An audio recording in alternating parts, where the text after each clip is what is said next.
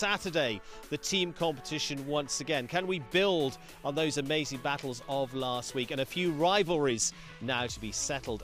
Debuting the very first team event in Major League show jumping as well, a format designed to take it right to the wire, and it certainly did, with two Irish riders riding off against each other as part of their respective teams. The Eye Candy team up against the eventual winners, which was the Lucky Charms. Early into the week, the big 5-star classes and 2 stars. Into the weekend, it is the 2-star Grand Prix, and culminating too in the TraverseCity.com 5-star Grand Prix. And in that very first 5-star Grand Prix here in Traverse City as part of the Major League show jumping, it was Alex Granato crowning an amazing week with 2 major wins, both on the brilliantly fast Calcium W, including taking Sunday's showpiece. Great to have that tourism support here as well, whether out on the lakes or here in the orchards. It is an absolutely stunning place to be, and of course, to eat as well. So who will be putting a cherry on the top this week of a great performance? You'll just have to join us and wait and see.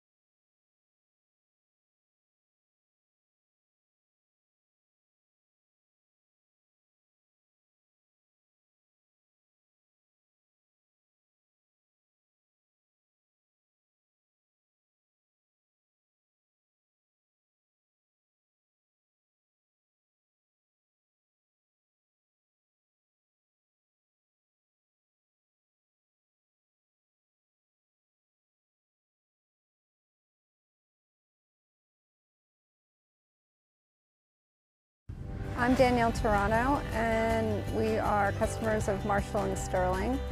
They have been amazing for us, for our business. They take care of our farm, our horses, our cars. It's basically one-stop shopping for us. I'm Jimmy Toronto. Unfortunately, we've actually had to really use Marshall and Sterling for horse deaths. And I have to say that Marshall and Sterling has been an amazing, amazing company. They have taken care of things. It's been worry-free.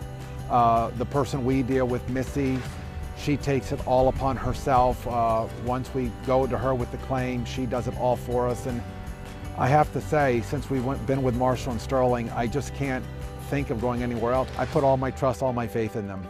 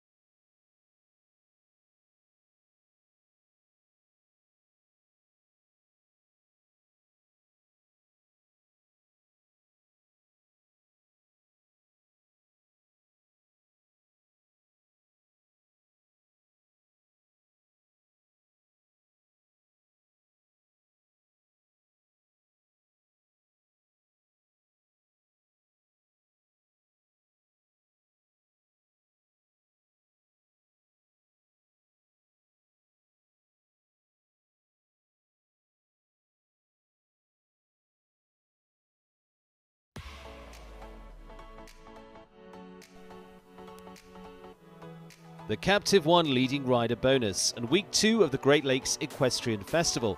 Carl Cook looking to build on those 2 Grand Prix wins already this season, and with a good solid run throughout the 5-star week, kept him well up the points. The man that dominated though with 2 major wins including the 5-star Grand Prix was Alex Granato and Calcian W.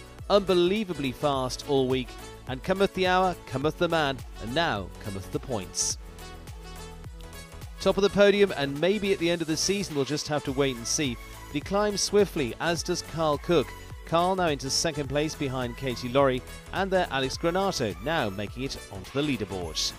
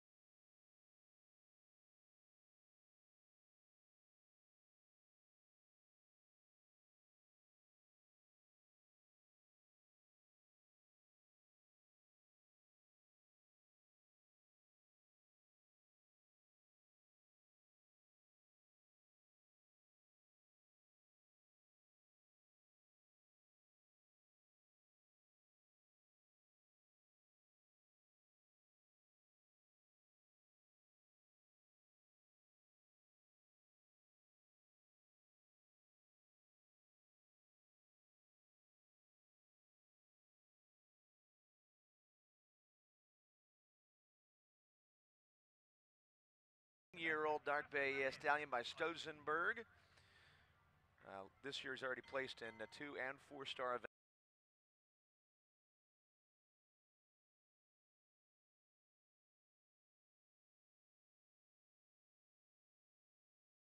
The Nations Cup team at the Winter Equestrian Festival has had other Grand Prix placings in Tryon, Kentucky, and they're in Wellington in past years. Now, you mentioned this being a true speed. One thing to mention, in case we've got some folks watching not from the U.S., we call any of these one-round classes a speed, but this is going to be a time and faults speed type of a competition, not a faults converted type of a competition, but the speed course, as you were talking about, they're very straightforward.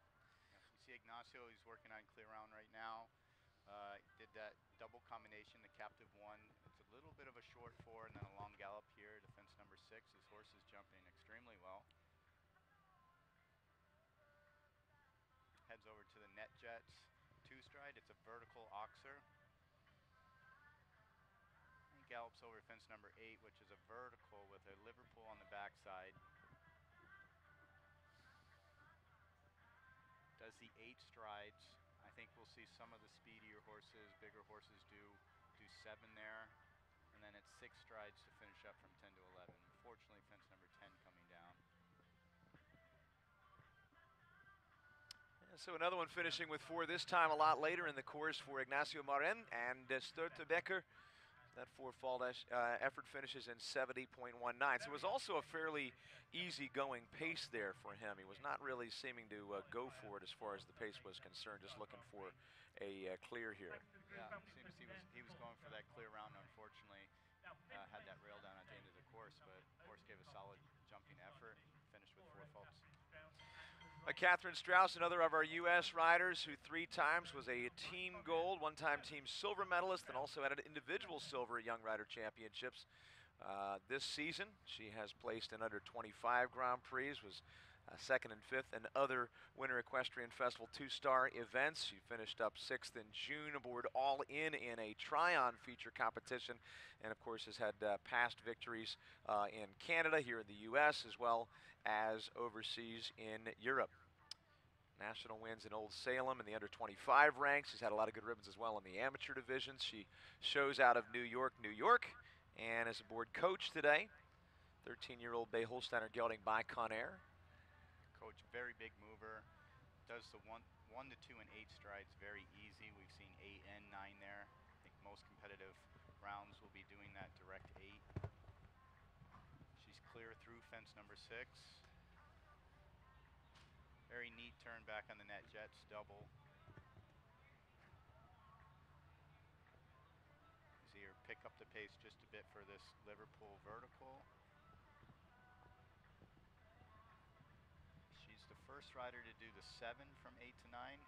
Big stride does it easy. And she looks like she's definitely given it a good effort here, but the same rail comes down there at the Cabana Coast vertical. Yep, unfortunately caught a little bit of a flyer at the Cabana Coast. The 6 was quite steady to the Sunflower for her. Be interesting to see as the class goes on if we see any of the bigger strided horses attempt 5 down that last line. I think it's there for a big mover. Well, and as we said, going for it on the pace there, it shows up on the clock. 60.94 is her time. So even with the 4 faults, she's going to lead here early on. This is going to be a big class, by the way. We'll take a break about halfway through after the 39th in the draw, but 79 total will show in our Groove Family Large Tour time first round or time and faults based speed competition. Adrian Sternlicht, of course, an incredible young rider who was a part of the gold medal effort at the World Equestrian Games back in 2018, shortlisted for the team for Tokyo this year, and as a result went on to compete in Nations Cup events at Sopot and Rotterdam. She's out of Greenwich, Connecticut. Has had several Nations Cup wins since her debut with the team in a silver medal effort in Gopexpan back in 2017. She's also, of course, had national and international Grand Prix and welcome victories this season in Old Salem and Saugerties. See Adrian goes a little wide, lines up this line. She's looking for a nice competitive round for sure. Does the 8. This combination won a Grand Prix earlier in the summer at Hits. Very competitive horse. history, and of course, very competitive rider. See, she does a steady 40 oxer, and then it's a nice gallop here to this Traverse City oxer. Big gallop, wow. Big distance. That was quick. And takes back a little bit to set up for the combination. Tight turn going into a combination there leaves you a little bit at risk, I guess. It does, but see, she was able to put a little bend in that combination, which helped give her a little extra space. Does the 7 from 8 to 9. Want to turn back really.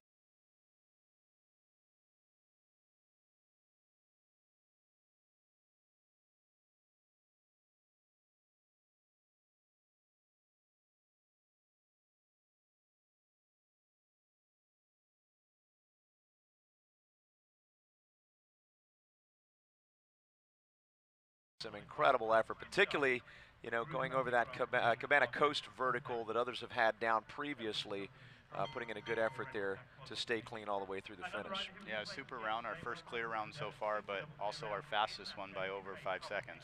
Indeed. We've got Teddy Pritzker, a rider fresh out of the junior ranks last year.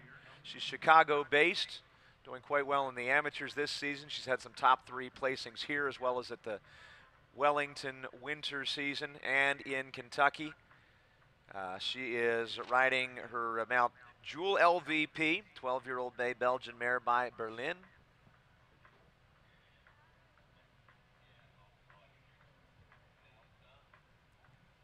A couple years back debuted in the 2-star events and earned ribbons in the GCT Miami stop.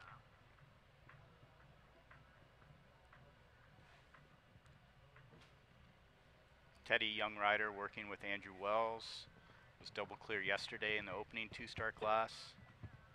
Newer to the international level, but doing a very good job starting out.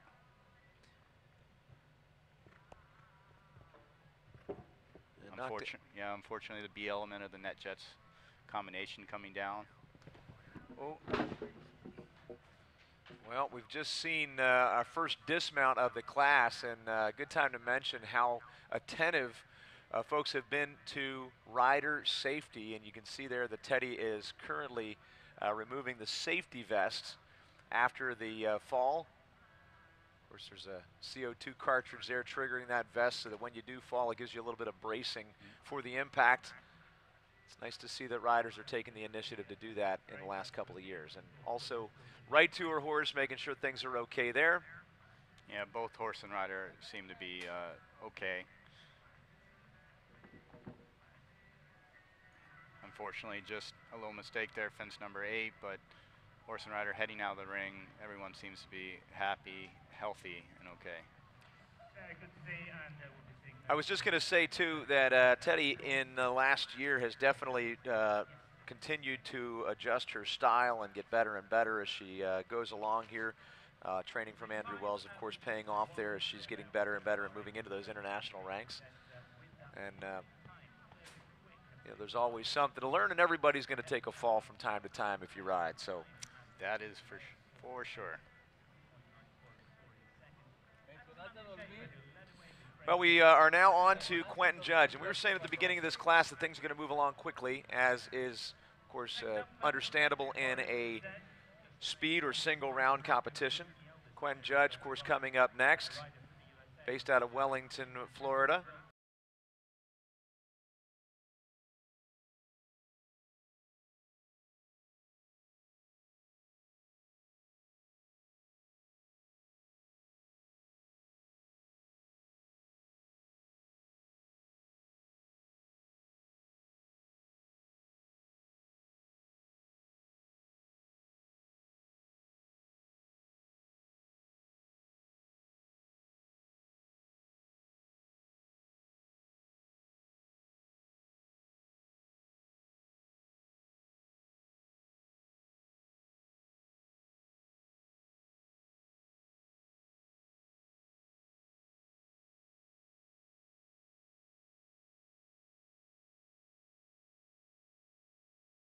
He's taking a shot from 2 to 3 right away. Very neat turn there. Big horse with a big gallop. He takes a nice big gallop into the double combination, the Captive One advisors. Bending that short 4 and now a big gallop over to the Traverse City Oxer. Horse with a seemingly very large stride here. He does have a very big stride. See, he puts a nice angle in this combination to create a little more room. Comes in from the left, comes out from the right. Big gallop here to the Liverpool. Remember, 55.61 is the time to beat right now. Adrian Sternlicht in the lead. Tight turn back on the Cabana Coast. We'll see if he does the 5. It does the 6. And clear all the way through. And they'll get to that finish line in 59.45. Quentin into second place with H.H. Zorro Z in 59.45. Natalie Dean out of Palo Alto, California next to go. Another 3-time starter in the Young Rider North American Championships. Team silver and bronze, an individual bronze out of those 3 starts. She was also a Nations Cup final winner, the Young Riders Nations Cup, that is, in Okkelbeek in Belgium, as well as in Deer Ridge a couple of years back. She's had victories in the under-25 events at Spruce Meadows, Winter Equestrian Festival, and several other top 3 placings there. Camilla D is her mount, a 10-year-old bay mare by Kazimir Venetchurusov. Natalie does the direct 8 from 1 to 2. Very competitive turn to fence number 3. You see how she gallops forward away from number 3, getting right up to the captive 1 double. It's a short 4.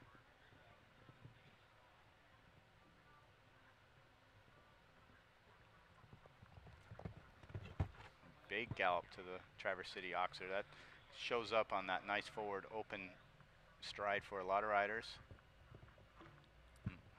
Unfortunately, the B element of that NetJets Oxer coming down. We've seen that come down already a couple times early on in this class. I noticed she didn't exactly put that same curve on the combination as some of the others who are clear have done. Exactly. Does the 7 from 8 to 9 to leave out. And the 5 to the last works out. Fast round. Indeed, in 57.68, pretty quick, but again with the 4 for the NetJets knockdown there at combination 7B.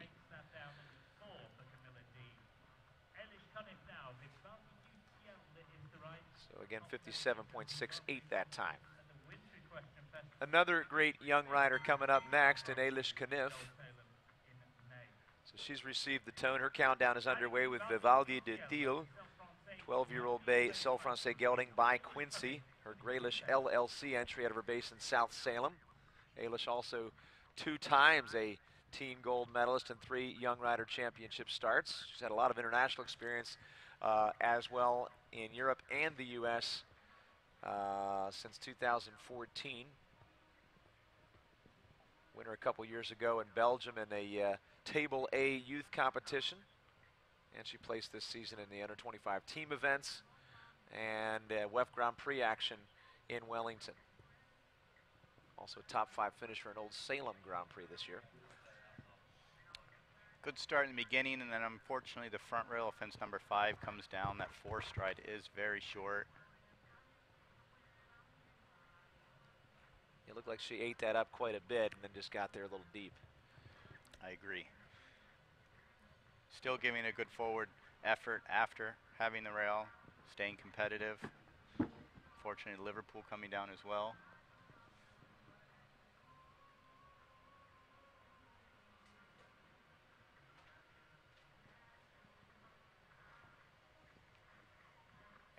Electing to do the 6 to the last and finishing with 8 faults. All right, an 8-fault finish in 62.16 for Eilish and Vivaldi de Thiel. Rider out of Seagrave, Ontario, representing Canada. Next we'll have Lauren Esdale here with the Pauline Esdale entry. This is a 12-year-old by Diamant de Semailly. So far, we've only had a couple of penalty-free rides. Adrian Sternlicht to Cadanzi, as you would expect, a front runner right now in 55.61. Quentin Judge and H.H. Zorro Z, the only other penalty-free in 59.45. That's going to be a tough round to beat Adrian's round. That was very quick, very competitive. I think she's going to be the trailblazer for quite a while. Yeah, I would imagine. And as I said, I mean, she's had a lot of international experience and success. She would have been one of the ones you'd pick right out of this list from the very beginning to be a leader. And she definitely showed some talent and ability from both her and her horse through the course of that round to get through clear. See, Lauren comes to the first jump on the right lead. That's the first rider we've seen take that approach. Goes very quick in the first line in the forward 8. Gets a big jump at fence number 3.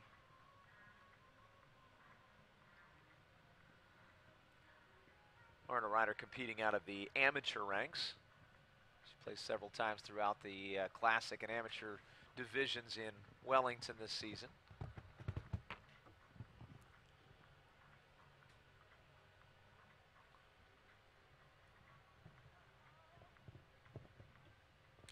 Little rub at the B element of the NetJets combination, but it stays up. It's been a tough jump to jump clear today. Does the forward 7 from 8 to 9.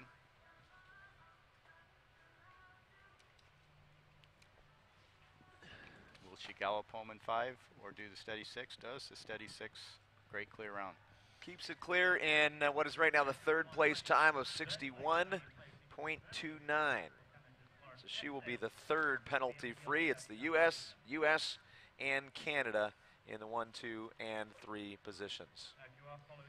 Up next, rider out of Mexico City. For, of course, Mexico, it's Julio David Weiner. Cassini Gold will be the entry. Should be coming down the ramp right now. Julio David Weiner, just last week, a part of the Otomi Warriors effort here in our Major League Show Jumping team event. And this season competing to ribbons throughout his stops in the Winter Equestrian Festival, as well as a couple of placings in the Spring Series in San Miguel de Allende in Mexico. Still looking for a big finish here in Traverse City, Michigan, in our Great Lakes Equestrian Festival season. But perhaps that can be here today with Cassini Gold, 14-year-old Gray Holsteiner stallion by Cassini 2. He's our 10th to go.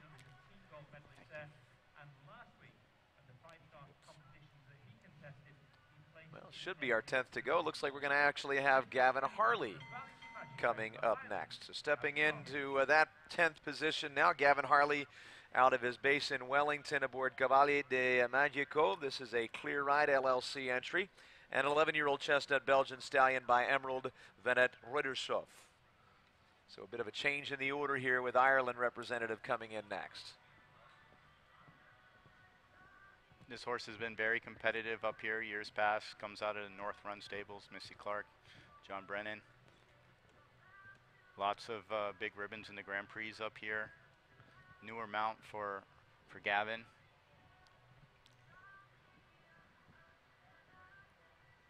He's actually been well placed in events from Wellington with some wins down there during the winter season.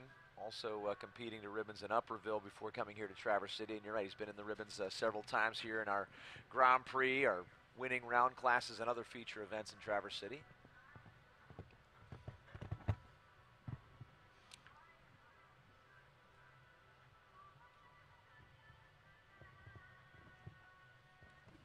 Super clear round so far. We had fence number 8.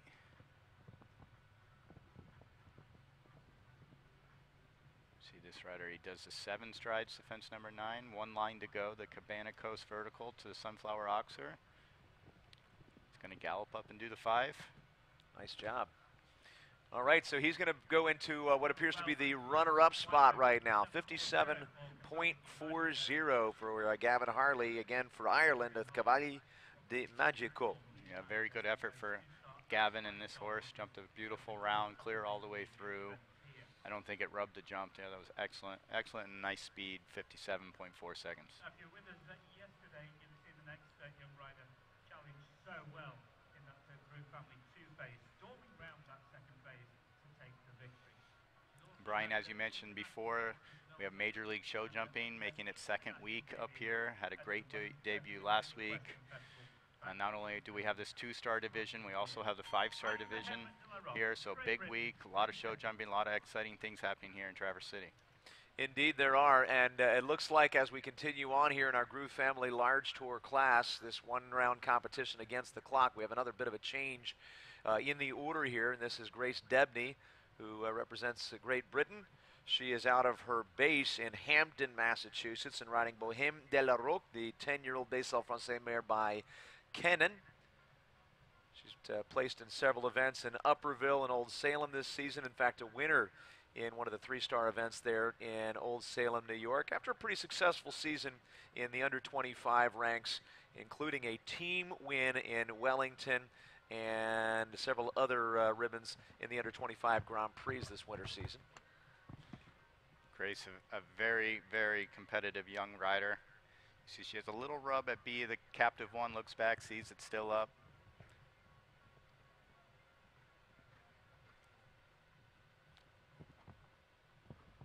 Horses jump in a super round, does the forward 7. Unfortunately, the front rail fence number 9 comes down.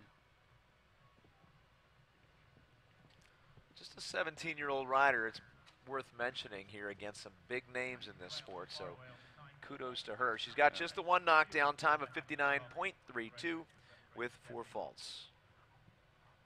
Yeah, excellent young rider. Definitely one to watch out for the future of the sport here in the U.S.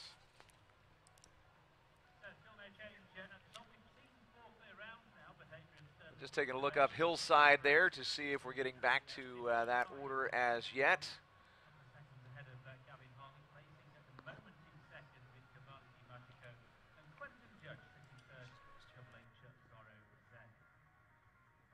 From Great Britain, we'll go back across the Atlantic once again to the USA, and it's going to be Cara Carey, based in New York State, of course, with the fabulous to ride today.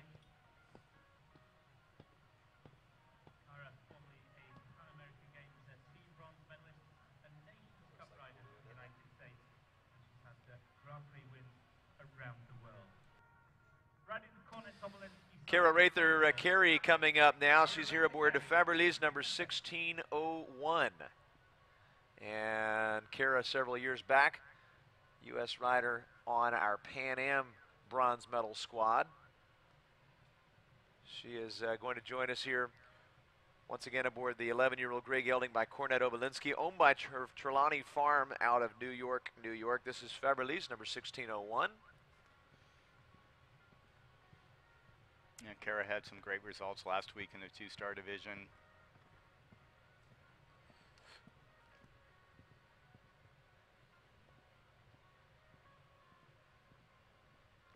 And this season, throughout her competition in Winter Equestrian Festival early on, she had some ribbons there in those feature classes. She was a top 2 and top 4 finisher in the feature and Grand Prix events and the Split Rock Jumping Tour a few weeks back there in Lexington.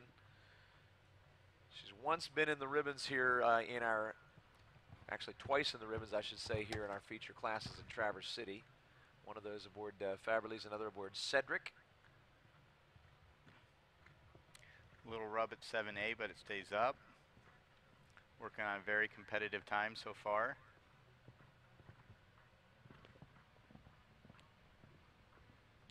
Does the 7 again from 8 to 9. I think most fast-moving horses are able to get that 7 now.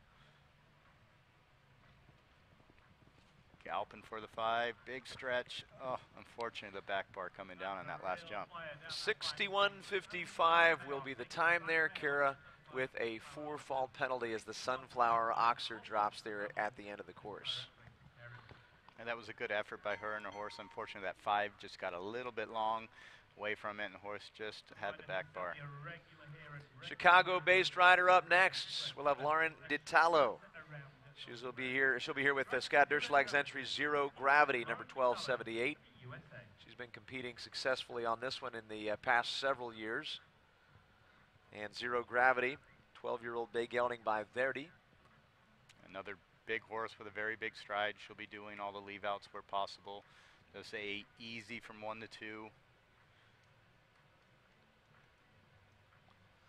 Would guess that she for sure does the 7 and 5 down the last 2 lines.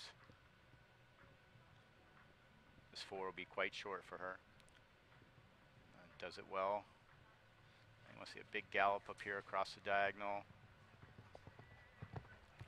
This is a big oxer, but the horses are jumping it very well so far throughout the class.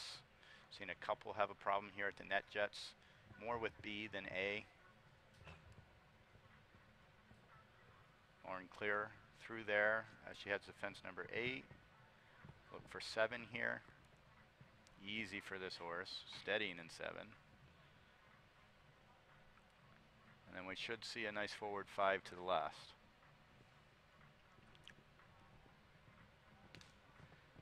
And yeah, she'll keep it a fairly easy pace there, 63.85.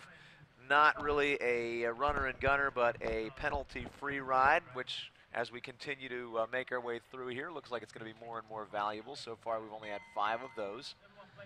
Still have a top spot in the hands of Adrian Sternlicht on the hooves of Kadan Z in 55.61, but another great young rider here who has been reliable for our U.S. teams coming up next, both as a young rider and on senior teams. It is Katie Dinan. She's out of Wellington now, but originally from New York, where Grant Road Partners is based, and piloting 1921 Elia Blue, 9-year-old chestnut Holsteiner mare by VDL Ziraco Blue. This one a new mount to Katie this season. Did place in national classes during the first week of our Great Lakes Equestrian Festival. Just really stepping into the international ranks here.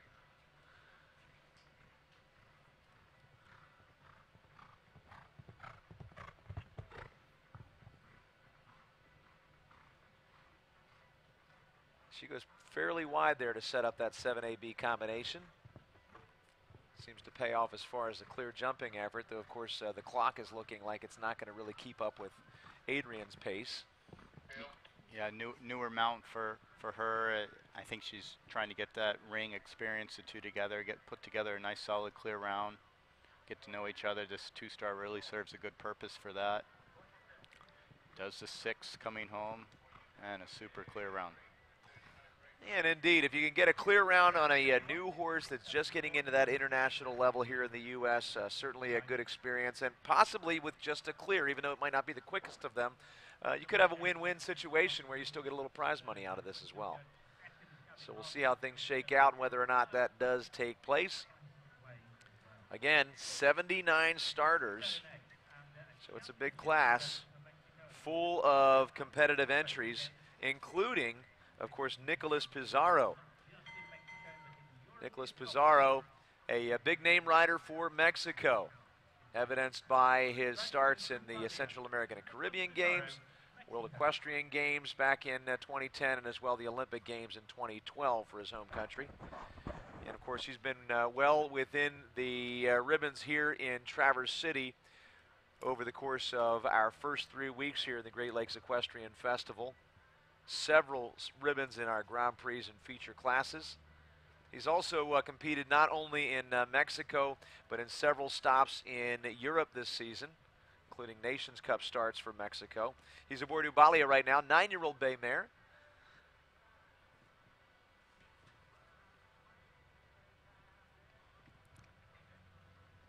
You see so far maybe just a little bit reserved, does the 9 from 1 to 2. Opens it up a little bit to fence number 6. Just a 9-year-old here. He does take a nice direct path to 7AB. Puts a little bend in there, but still working on a clear round.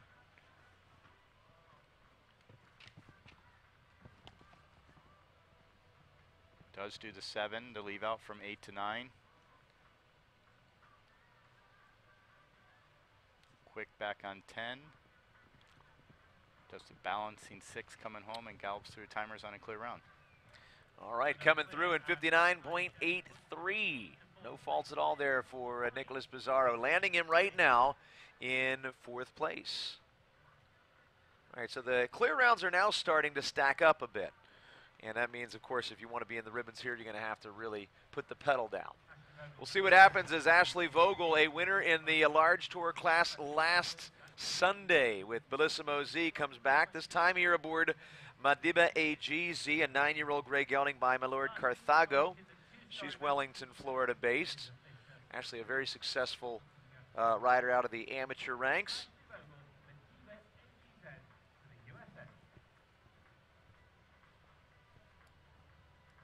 Couple of wins, in fact, in the large tour here last week, but the biggest of those coming in that $36,000 NetJets large tour class on Sunday.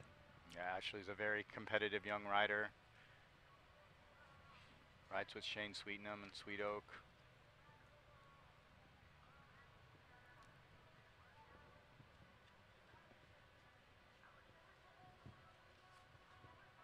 See, that 4-stride got quite short for her on this horse. It's a big horse, big scope, big stride. She really had to check it and put it together to fit in that 4.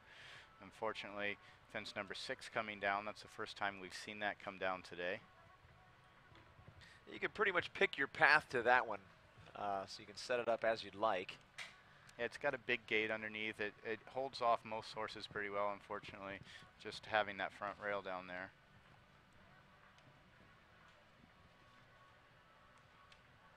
Working her way to fence number 10, just 2 to go. Does to 5 and finishes on 4 faults. All right, and her time there will be 64.72 with just the 1 knockdown.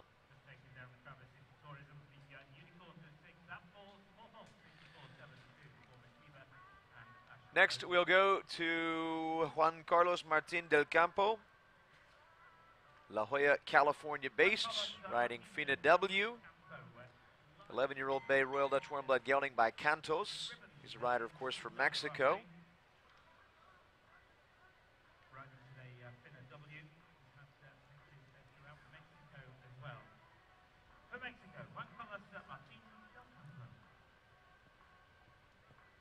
Mexico is represented well here at Traverse City Horse Shows. Big group of Mexican riders made the trip up here. Been very competitive in all divisions. Indeed they have, and they're very well attended at this show, as you mentioned. This is another of the riders who concentrated efforts early in the season in stops throughout Mexico, from Copexapan to Valvanera, Monterrey. Many top 2 and 3 placings throughout their starts there in 3 and 4-star events. See a big effort into the Captive 1 double. Able to do the 4-stride very well. Gallops over to fence number 6. Little bit of a wider approach, but stays on the forward stride to 7AB.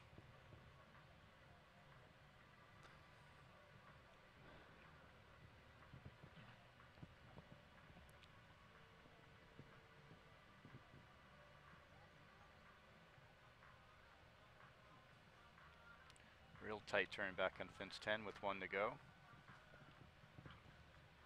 And he's finishing in faultless in 61.60.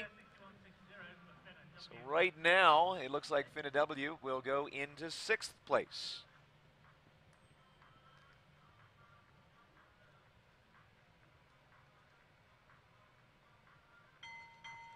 Alexa Beteta Romero coming up next. Also a rider from Mexico, here aboard Mizantla LS.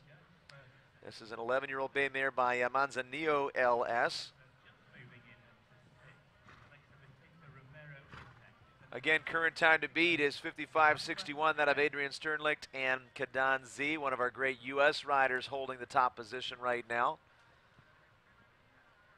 2-star ribbons in San Miguel de Allende, 3-star ribbons in Valvanera, and as well ribbons in Puebla earlier this season for Alexa Beteta Romero. Good ride there through the 4-stride as she comes around the bend here to number 6. Sets that up nicely. See how aggressive that turn is. She goes far wide to the NetJets combination.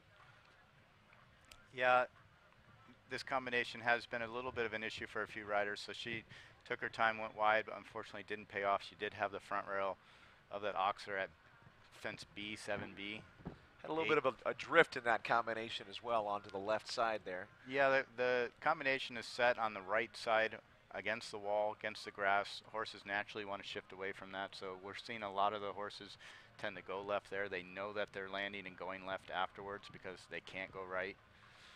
So finishing with 8 faults there.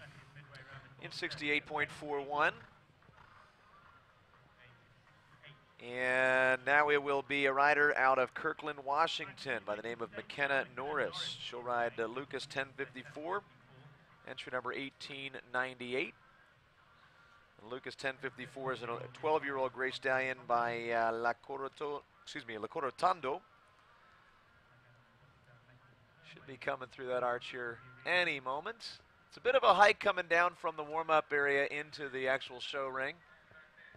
Regular on the West Coast circuit, places in national and international competitions in Hunter-Ring as well. Lucas, for the United States, is McKenna Norris. Yep, here we go. McKenna trotting through the Traverse City Horse Show's entrance there.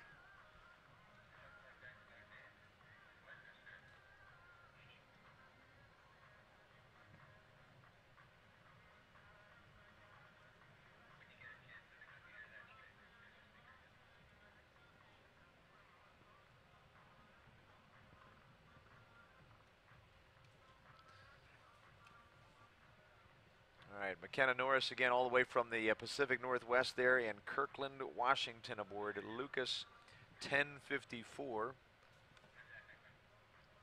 Westphalian mount here by La Corotando. Lined up that first line very well. 8 stride. Was able to execute that very well.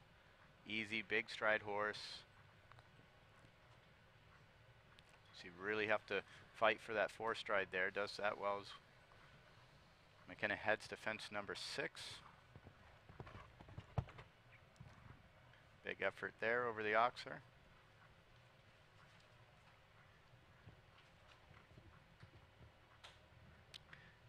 Clear through the NetJets double, fences 7A and 7B.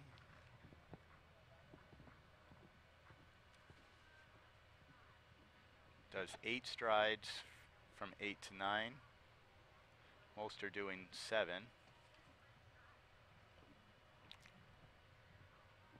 And does a steady 6 to finish on a clear round coming home. 64.52. Not our fastest time, but a solid clear round. Oh, and a rider who competes as well out of the amateur ranks, did so in Thermal, California. Earned some ribbons in Split Rock a few weeks back as well. But again, in this competitive field, one of our amateurs showing to a clear round is in itself an accomplishment.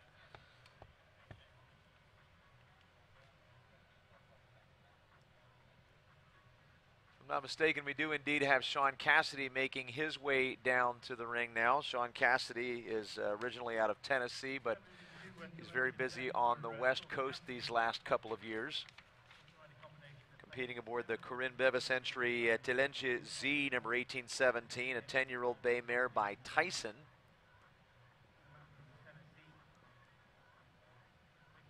This season he's been showing in the Thermal Desert Circuit early in the season. Went on to compete to ribbons, by the way, not only in the jumper side of the sport, but also in some of those international hunter derbies. So, of course, ours are based on time and faults. The derby's based on style. He's got the ability to do nicely in both of those. But showing the ribbons in some of the feature classes there in Thermal, also in Temecula Valley and Blenheim going into the spring. He was a part of young rider teams on 2 occasions, a bronze medal team and silver individual, to his credit, back in 2012. He's even shown at the Young Horse World Championships a few years back, that is. And Sean's a great rider, has a lot of feel, natural ability, very competitive. Runner-up here last week in a 2-star class in Traverse City. A couple other times been in the ribbons as well.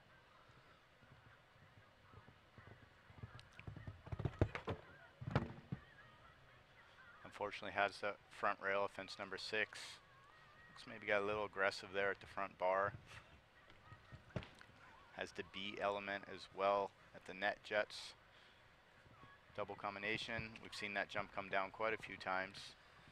Probably the most common jump today coming down so far is that 7B.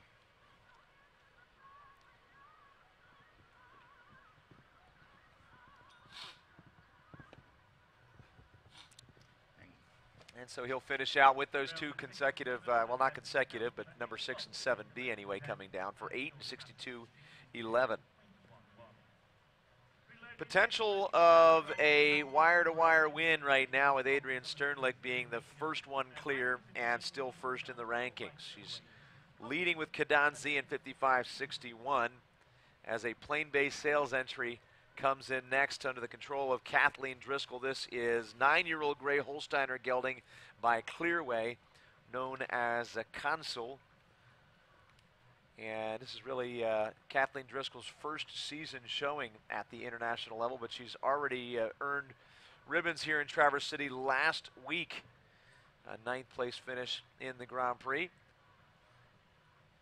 And this combination had some really nice rounds last week. Just a 9-year-old.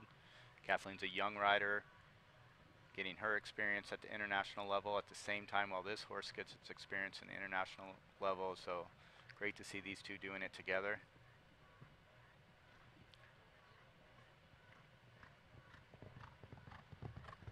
Huge gallop, defense number 6. Get her horse back before heading to this combination. Great job there.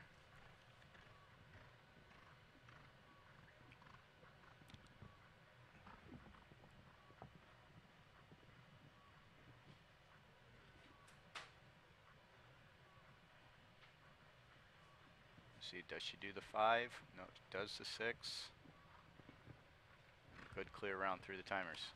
Nice job there in 59.44, which will put her up into 3rd place. Yeah, that was an excellent round for a young rider, young horse in this 2-star competition. So I'd be very happy with that, finishing 4th or clear and then going into 3rd place right now. Excellent result. Very nice, especially as we mentioned, coming out of one of her first few starts in the international ranks. I should mention she has already been in the Grand Prix ribbons this season in Loudon, Virginia a couple of weeks back. So she's obviously showing a lot of promise, even though she's just getting into the international ranks. Rider who, of course, for years has been quite successful. And out of Canada, we have Jim Ifko coming up next. He'll compete aboard Un Diamant de Forêt, Eventire Farms limited entry. 13-year-old Celle Francais stallion by Diamant de Semailly. He's a couple times here in our Grand Prix, been in the top placings here in Traverse City. He's been several times a runner-up during the Winter Equestrian Festival back in March. He was actually a top contestant in the Grand Prix there aboard this very same mount. Yeah, this is a really quick combination. If they go for it, they definitely have a chance to catch the top spot. A little reserved already though from 1 to 2 to 3. Looks like he's just going for a nice clear round school today. Maybe has Sunday's large tour Grand Prix in sight. Yeah, I was going to say, if you feel like you've got a chance to really get into the ribbons in the bigger money class, maybe you just want to make sure that you get clear through this, possibly get a little money out of it, but also save up for where it's really going to count. You know, like you said, over the years we've seen Jim be very successful here. He was a leading rider one season here in the Grand Prix, numerous placings with multiple mounts. See, this horse has a lot of blood, very speedy horse. Today he's just going for a little clear round school, keeping it in check.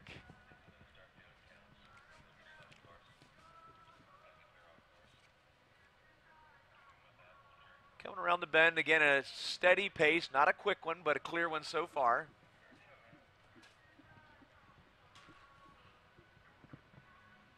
Yeah, and clear all the way through. His time 73.89. Does incur 1 time fault. Yeah, so we'll have just the 1 on the clock there. And now it'll be Rodrigo Lambre's turn to compete here for Brazil, and riding Baco Gun de Saint-Jean, number 2479. Baco Gun de Saint-Jean, 10-year-old Celle Francais mount. An entry owned by Mario Oñate.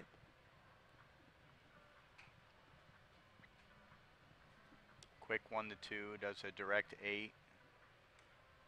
Really fast effort to fence number 3.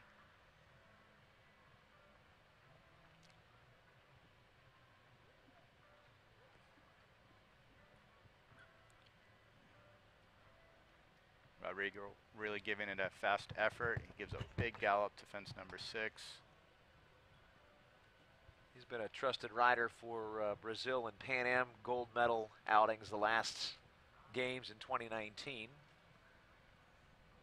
Really good round so far. Probably the closest we've seen to challenge Adrian Sternlich. He's got to beat a time of 55.61 seconds. It's going to be close. Oh, unfortunately, fence number 10 coming down. And 11. In a 55.73 time, which would have been just behind that leading pace. Of course, he'll have to put the 8 faults on there, and that's going to drop him down out of the ribbon ranks. But 55.73 with 8 is the score there. Looking forward to seeing what Rodrigo has to offer in our team event coming up here again tomorrow night. He is a key rider for the Blazing Sevens. Blazing Sevens did get into the medal match last week. Now we're on to Gustavo Prato, rider for Argentina, number 1496. And Gustavo is here aboard King Venet Kizersoff, 11-year-old gray Belgian gelding by Clearway. He's based in Wellington, Florida, riding for Kisma Equestrian LLC.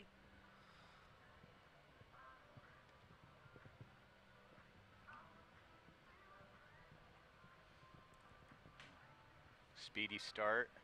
Heading to fence 3. Gustavo definitely given a speedy run so far. Top 4 finisher in a Grand Prix here back in June at Traverse City. Unfortunately, tried to steady for that short 4. Horse got a little aggressive and got there close. Had that down.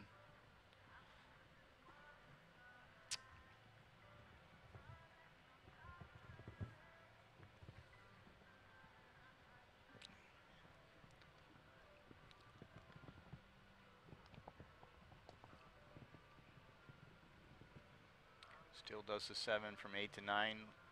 Sitting on 4 faults with 2 jumps to go. And that will finish on 4 faults. And just the one there coming out of the 4 stride. And so that means, again, 4 and 60.02 for Gustavo Prato.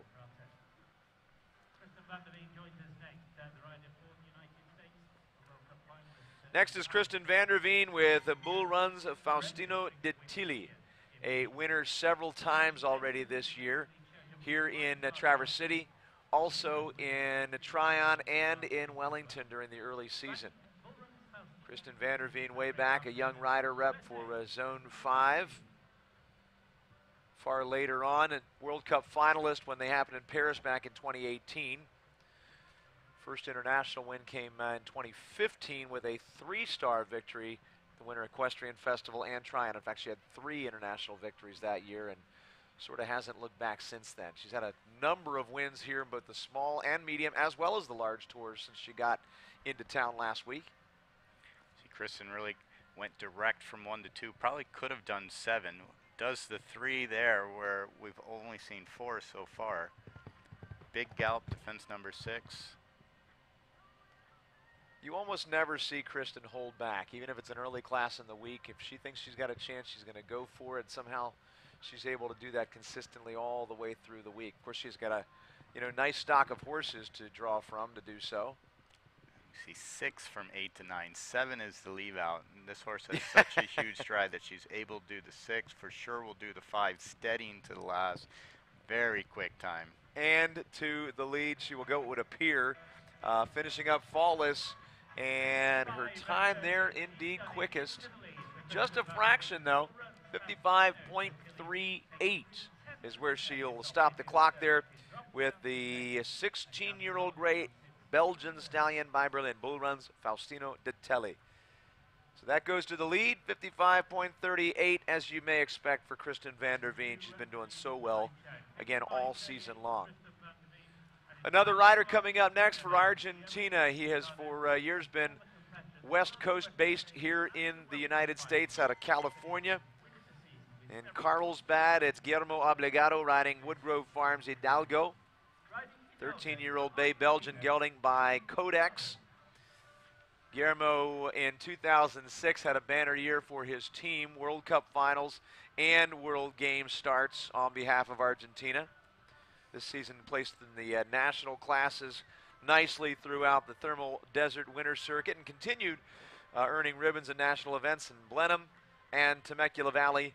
Then came east to show in Lexington for the Split Rock Series, and here, of course, in the Travers Series in spring and summer.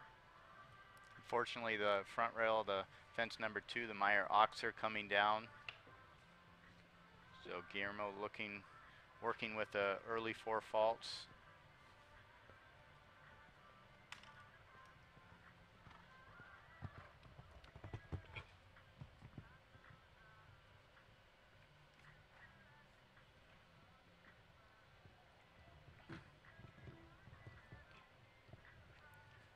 Fence 7A coming down. Guillermo sits on 8 faults heading to fence number 8.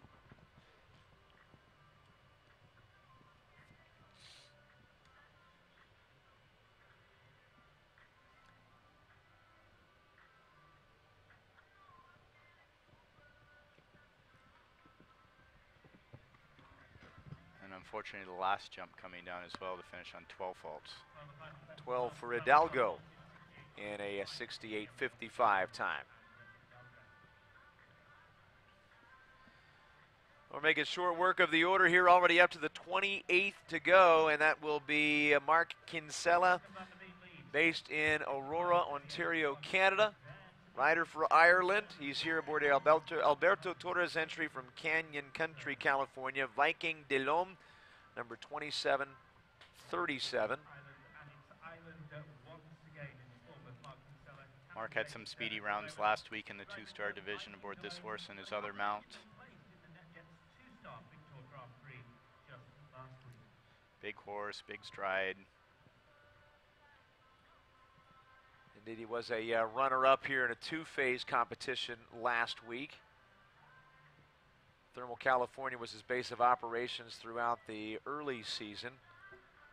Did place in a couple of feature events out there. Took a bit of a shot into the Captive 1 double. Unfortunately, the back rail of that coming down, fence 4A. I think that's the first time we've seen that today, Michael. Yeah, he took a little bit of a risk there. I thought it was the right move. He galloped up to it. Unfortunately, horse just had the back bar down. Front bar of the NetJets B element of the combination coming down. It's a vertical Oxer 2-stride combination set at the end of the ring. It's caught quite a few horses today. For sure, our number 1 jump coming down is 7B.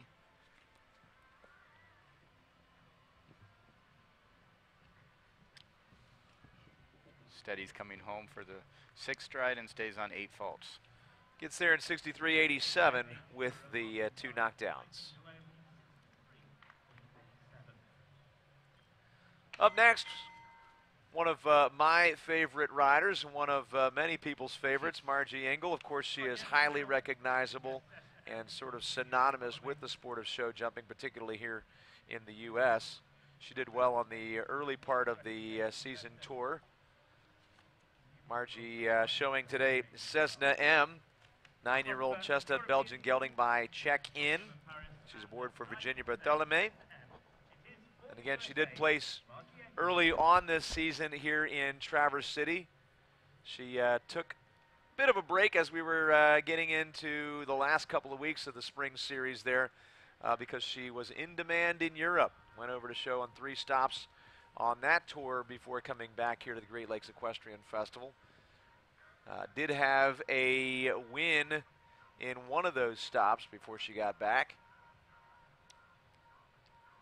And that victory came in Nuka, Belgium. So Margie taking a big shot into that Captive 1 double as well. Works out for her. Horse does a good job backing up at that 4 stride.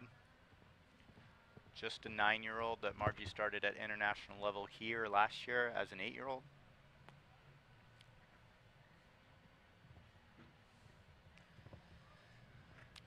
clear through the first part of the course as she heads to fence number 8.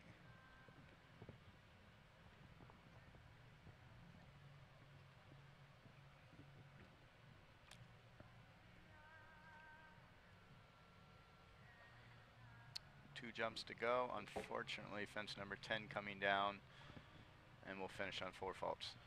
All right, so a late knockdown penalty there. Again, a fairly young horse there, 9 years of age, 4 in 62.68.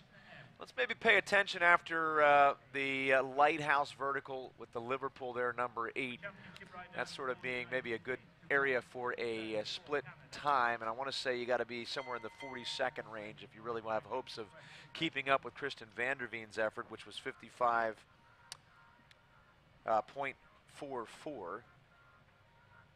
Excuse me, 55.38 Kristen's time there. So we'll keep that in mind. And now we have Erin Ballard out of Tottenham, Ontario, Canada. World Games and Pan Am starter for her home country. She's had a lot of wins here in the U.S. as well as up in Canada at Spruce Meadows and feature events there. Django DeLis is her ride today. A couple victories came here last week in the meter 35 and meter 40 ranks. Django DeLis, the 8-year-old base off Francais gelding by Landsturm, owned by El Milagro. Just an 8-year-old, but you can see Erin's really taking a shot at it right from the start. Came off the right lead approach to 1. Was very quick so far all the way through. Good gallop here across the ring from 5 to 6. She's looking pretty tidy on the pace. Also curving that combination, Big perhaps curve. more drastically than anyone else. And she is going to land on target here. 39 seconds on the backside of 8. So let's see if she's got what it takes. You know, she's got every jump she's curving, lining up, heading to the next one. Very smart ride. Checks up a little bit to fence number 10. Does the 6. Gallop through timers. Is it close?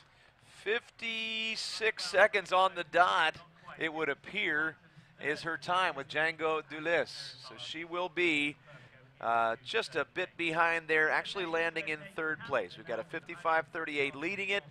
The time from Adrian Sternlicht, 55.61 in 2nd. And Erin will currently hold 3rd in that effort. And that was a beautiful effort. Erin gave that horse a great ride. Only 8 years old. Indeed, and a new ride to her as well. Took on that ride from Eugenio Garza, who competed on it throughout the course of the winter season. Yeah, impressive for just an 8-year-old to go around and look like a veteran horse around that speed course. Olivia Chowdhury coming up next. She was a winner in the Spring Series, the Commonwealth Grand Prix in Kentucky. And she's really had a good couple of years. Lots of experience in the U.S. and in Europe in international competition. She is Colorado-based in Denver, riding Atlas Equine Holdings entry, and for several years, one of her leading mounts, Chuck Berry 8, a 14-year-old Bay Hanoverian gelding by Chaco Blue. Chuck Berry 8, I believe, was her winner there in that Kentucky Spring Series event, the Commonwealth Grand Prix. This is a very quick combination, one that we should definitely watch. Could have a real chance to take the lead here.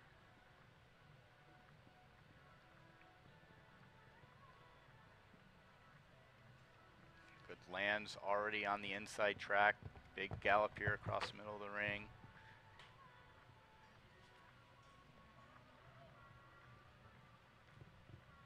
Wider on the turn back to the NetJets, but then she sort of saved some time coming in and staying to the left side of that combination.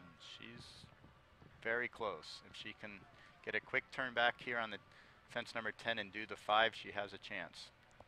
Very quick. Do the 5 and she's got it. Nice. She could get there. 55.38 is the time to beat, and I think she's got it. Yep. 54.24 indeed. Nicely done there. Tidy all the way through. And that is going to be the new target, 54.24. Olivia Chowdhury, not only a great rider, but just a great person indeed, and certainly someone you would cheer on in any event. In this case, nice to see her taking over at this point. Yeah, that was a great round. I had a good feeling that was going to happen. Seen right from the start, horse was jumping in good form, rider was on it, and just a solid, fast round. That's going to be a tough one to beat. For sure, but you never know. We're not even halfway through this list. We're going to get to the 39th and take a midway drag break, so then you'll know we're there. But Nico Ritter is in next, and he's here aboard a horse named Kidamo 10, who's been showing since the late phases of 2020, or the early part of 2020, I should say. It's an entry owned by Signe Ostby. And Kidamo 10, a 10-year-old bay Holsteiner gelding by Kidam de Revel. Another rider who was well decorated with victories throughout the course of his junior and young rider years. He did compete on the Young Rider Championship team during that time. Fence number 5 coming down the front rail of the Oxer. That 4 stride got very short for this horse. It's a big strided horse, gave a big effort jumping out of the combination and just ran out of room there.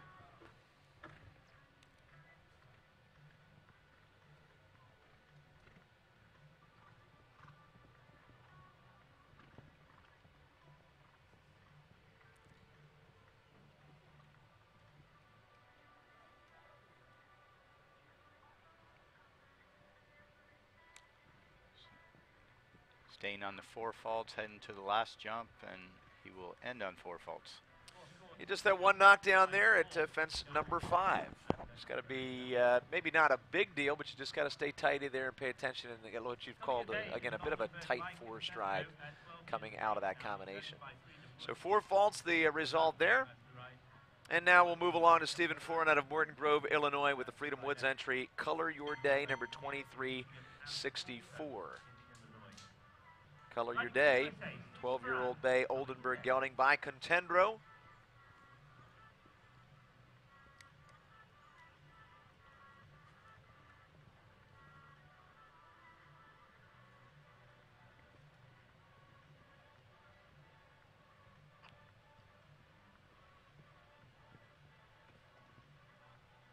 Finished just off the podium in Young Rider Championships back several years ago. Starting off here with a nice competitive round, heading to the Captive 1 double. Very big strided horse as well, does the 4 stride really nicely. Gallops way up to the Traverse City Oxer.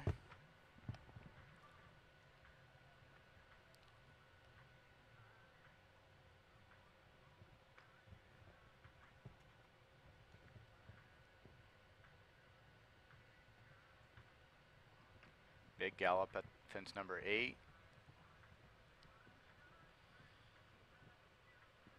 He's clear with 2 jumps to go.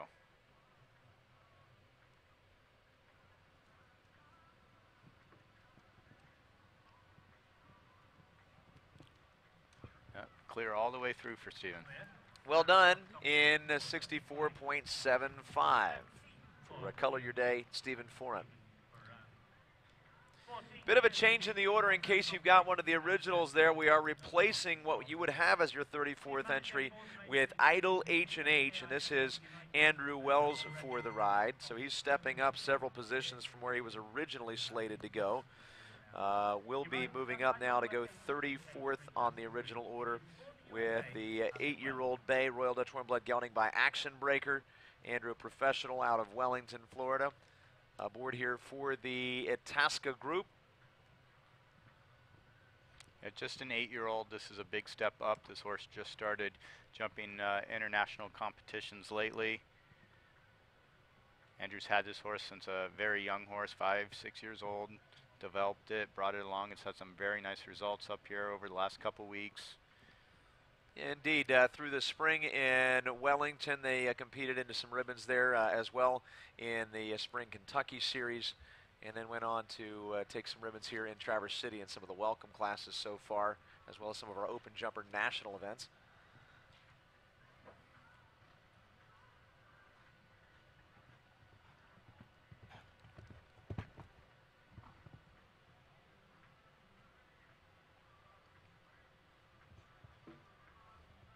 Little rub there at A. Unfortunately had the back rail of B down.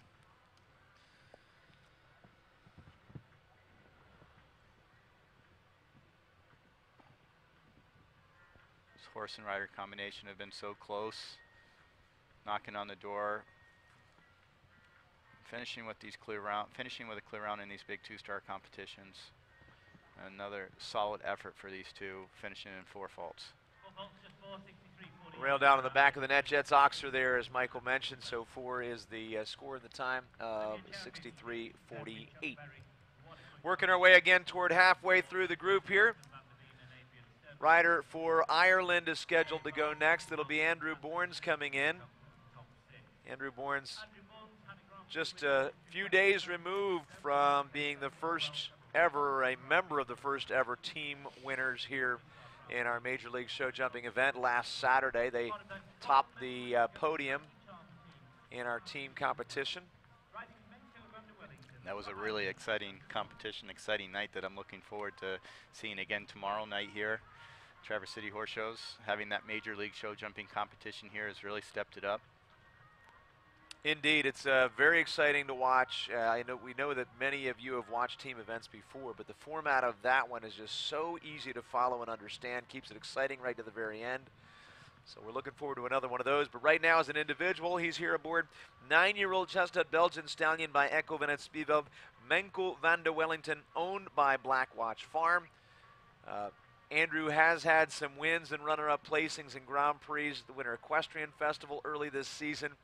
Several other ribbons in the Split Rock Jumping Tour more recently, and the Spring Series in Kentucky. But again, team win last week in the Major League Show Jumping event. He's about halfway through this course right now and still carrying a penalty-free effort. Yeah, just a 9-year-old. Andrew's very excited about this horse's future. So he really takes a big shape there in the combination. Works out for him.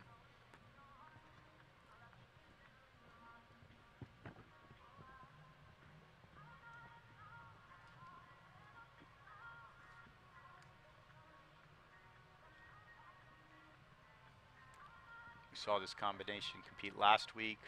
I think finished with just a time fault in the 2-star Grand Prix, and unfortunately having the last jump down here today. Little shake of the head as they do so. And of course, as you mentioned, being just a 9-year-old horse, not the youngest in the class, but still lots of years ahead of them and lots of time to sort of hit their stride together.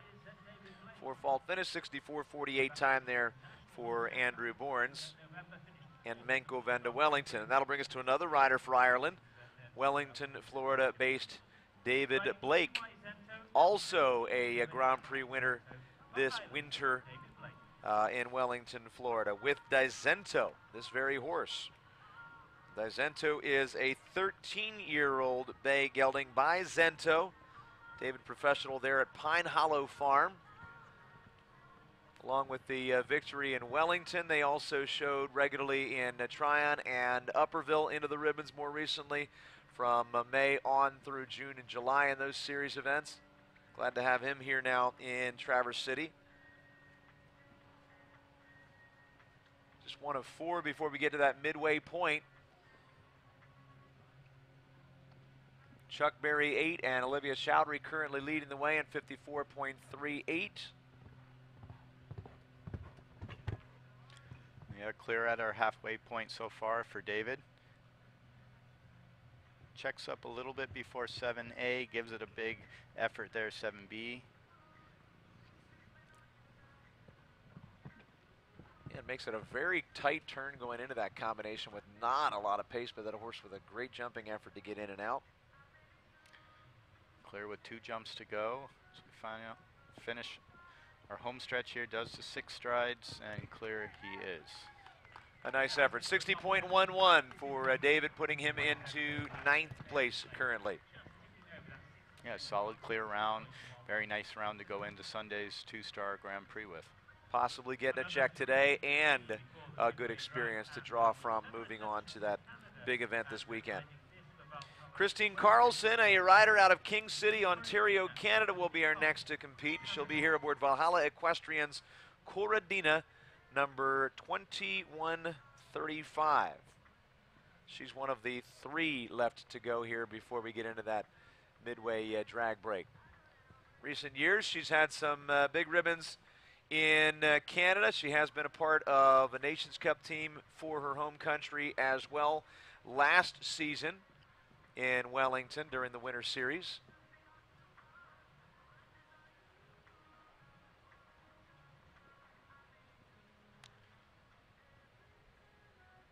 Horse has a very quick canter, doesn't spend a whole lot of time in the air, very quick across the ground.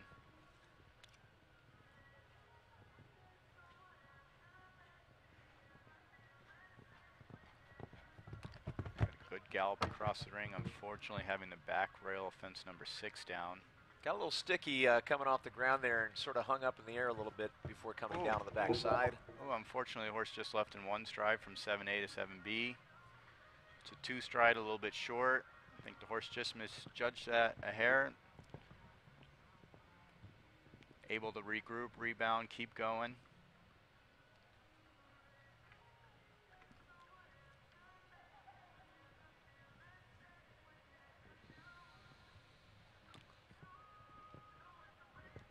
And finish on a positive note.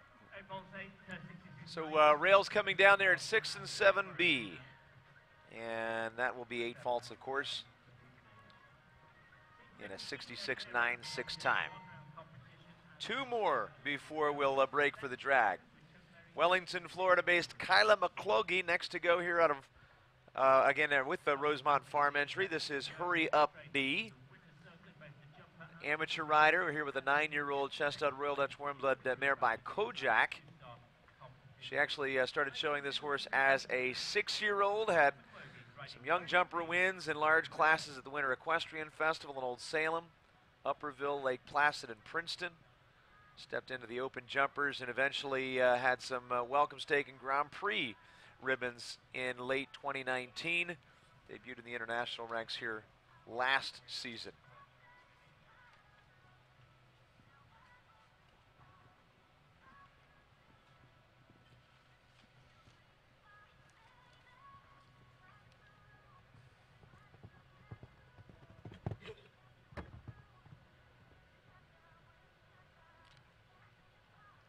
Bit of a wide approach here, gives the horse a little extra room at the NetJets double. 2 stride. Little rub on the back rail, but it stays up. Still clear as we head to fence number 8.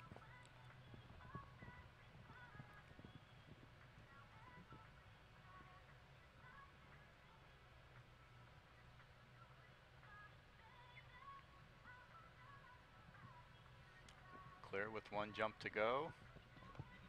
And they do it. Nice job there. A time of 66.93 with no faults at all. And one final entry now before that break. Another for Argentina. It will be Thomas Joffrey coming up next. Tomas is here aboard Stellium Sport Horses entry. Cardora, number 394. Cardora is an 11-year-old gray Holsteiner mare by Caratino.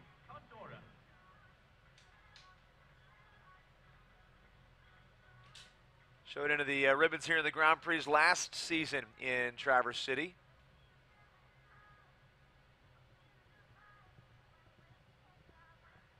Tomas this year earning some ribbons in the national classes at Split Rock.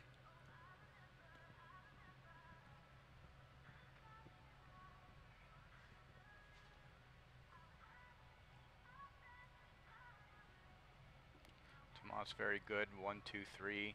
Does the 8. Gets real neat to 3s. Not hustling too much here to 4AB. His 4 is very short. Does a really good job of doing it early, so he's going forward at the end. It's being neat and efficient, but probably not going for the win. So he sets up this 2 stride well. Gives it a little gallop across to get to fence number 8.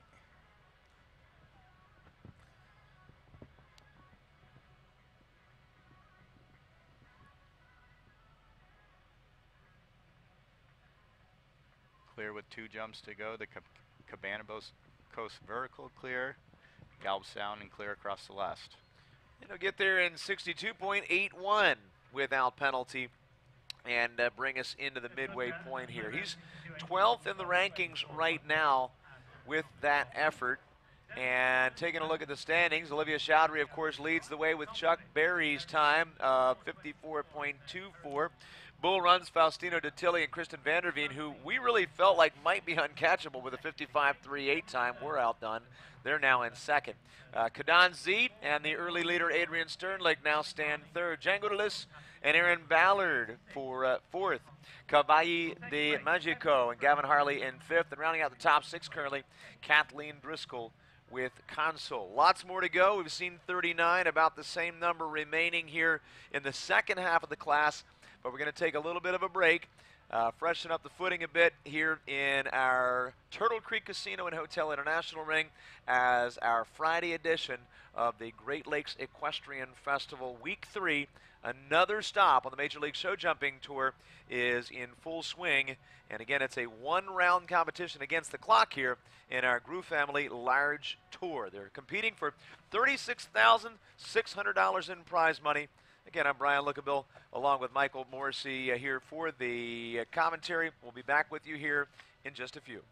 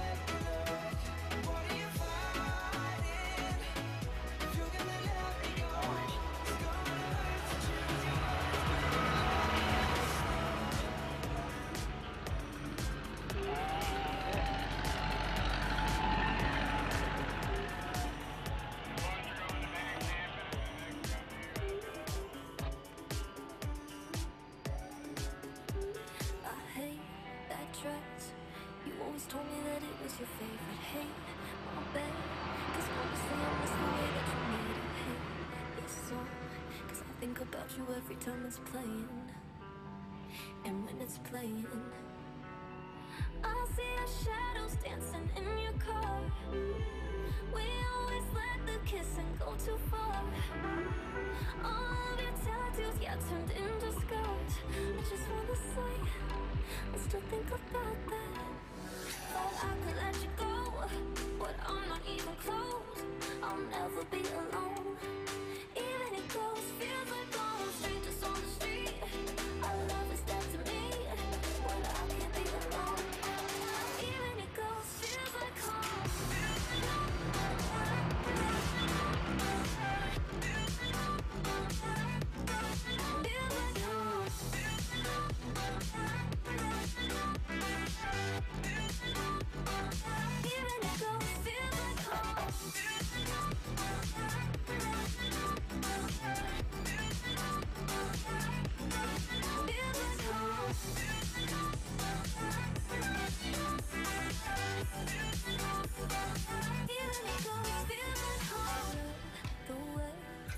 Say my name even when you were out. I love to hate or you when you're drunk, cause it bring out your accent. Love the way you would say sorry even without asking.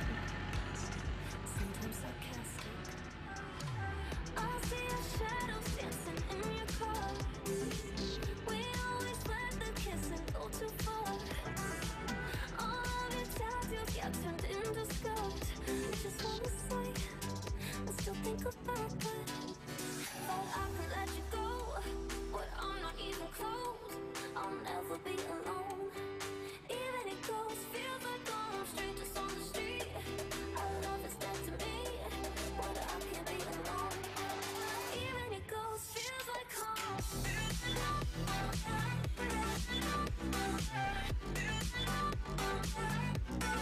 Feels like home.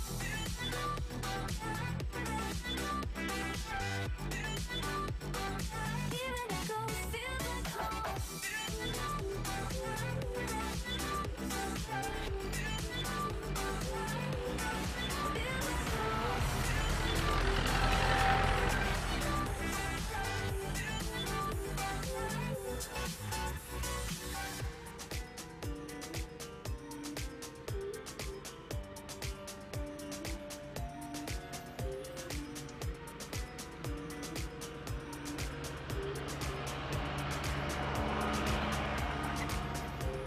Let me tell you how it happened.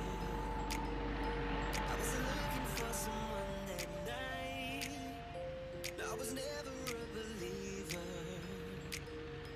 but you could fall in love at the first sight. But all of a sudden, all of a sudden, she's gone in the flash of a light. I never was looking. I'll be looking for the rest of my life. We took a Polaroid, you signed your name upon it. I put it in my wallet, hoping I'd see your face again. We took a Polaroid, captured the look in your eyes. It's only a matter of time before it starts fading.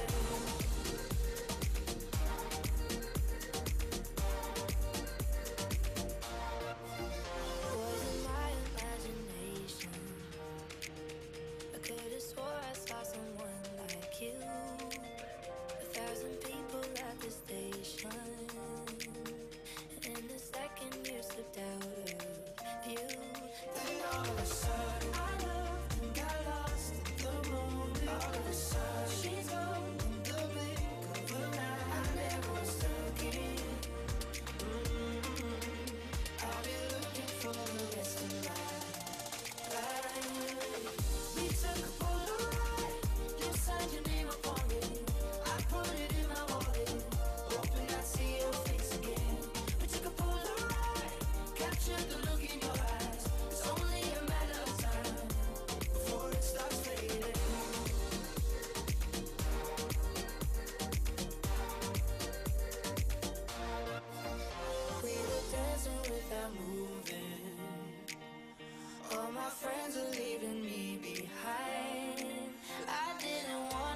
what you're feeling. There was something in that flesh, and right then all of a sudden I loved and got lost in the moment. All of a sudden she's gone in the blink of an eye. I never was looking. I've been looking for the rest of my life. We took a Polaroid, you signed your name upon it. I put it in my wallet, hoping I'd see your face again.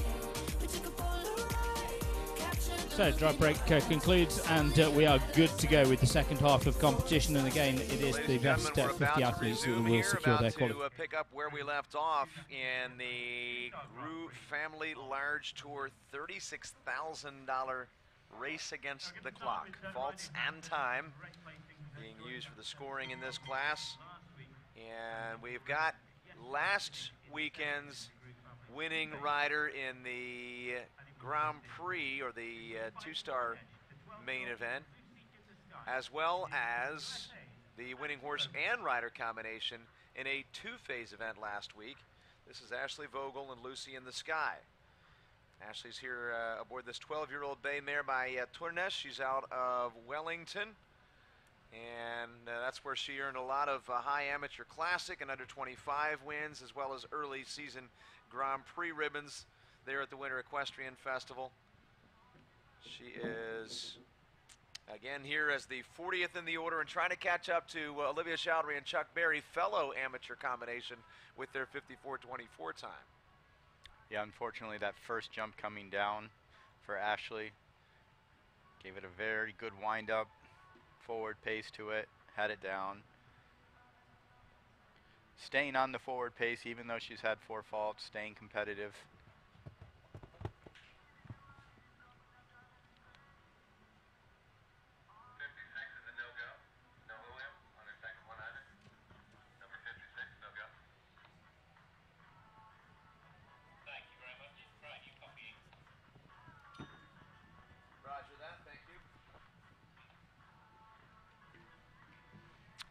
Unfortunately, the back bar, fence number 9, coming down, sitting on 8 faults.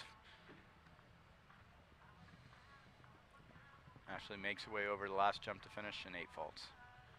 All right, so that'll be a score of 8, as you saw there, for Ashley Vogel on her second ride, Lucy in the Sky.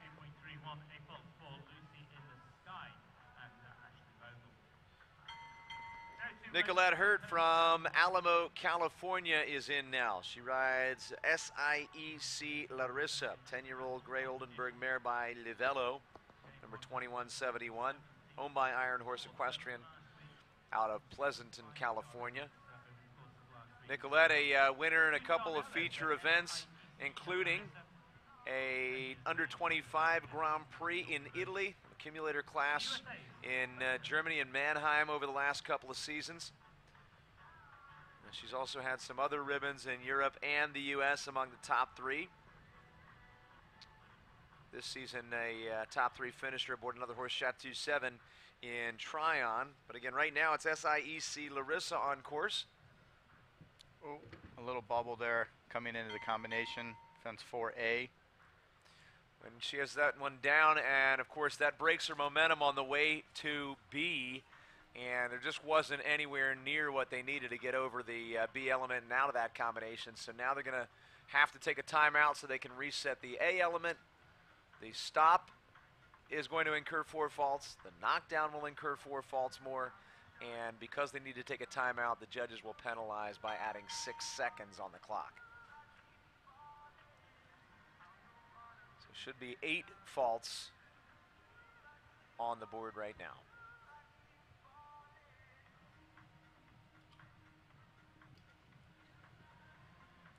A clear effort the second time through. And another knockdown there coming out of that line. Yep, front rail of fence number 5 is down as well, so sitting on 12 faults.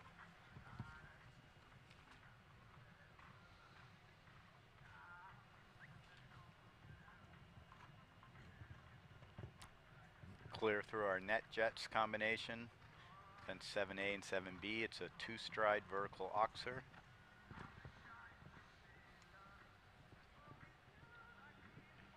8 to 9 is a 7 stride, a bit direct and forward.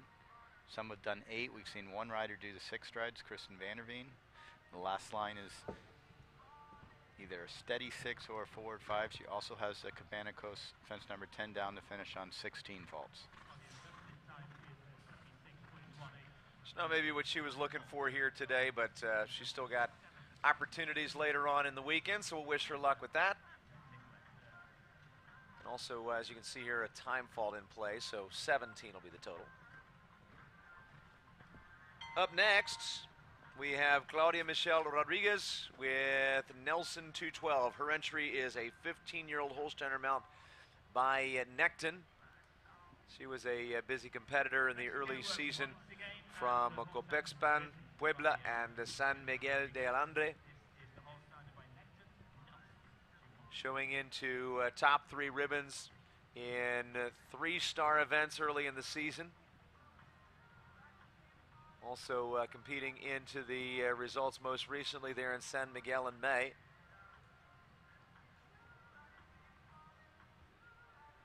Rider from Mexico.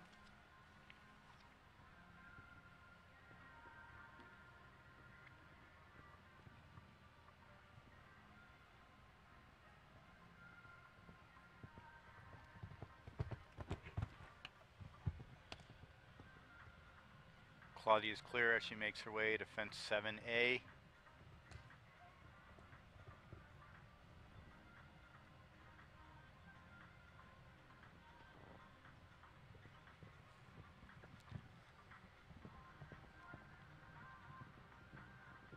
Does the forward 7 from 8 to 9. 2 jumps to go. The Cabana Coast vertical. That comes down fence number 10 as she does the 6, and also has the last jump down to finish on 8 faults. Well, not too bad until those last 2 fences. That'll be an 8-fault finish once again for Claudia. 8 faults.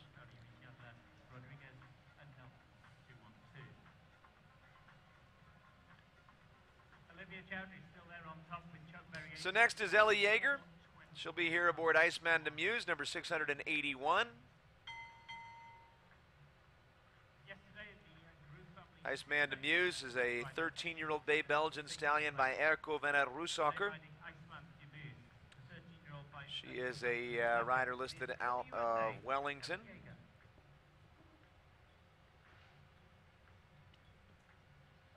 Rider who competes out of the amateur ranks. She's been in the top of the field here in Traverse City in those amateur competitions.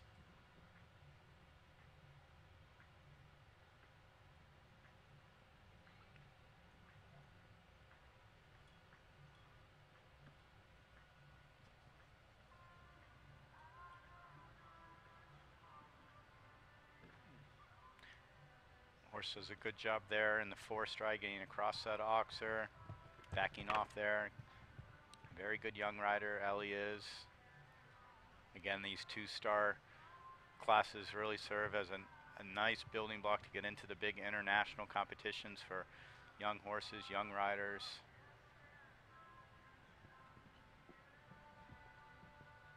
She's definitely had some good ribbons. Top placings, in fact, wins from Wellington to Upperville, Loudon, Kentucky. So if you can compete, particularly there in Wellington, against such a big field of amateurs and win, that is its own testament to your ability. Yes. Unfortunately, the front rail, the last jump does come down for 4 faults. Finishes on a time of 65.92 seconds. Puts her in the top 30 right now.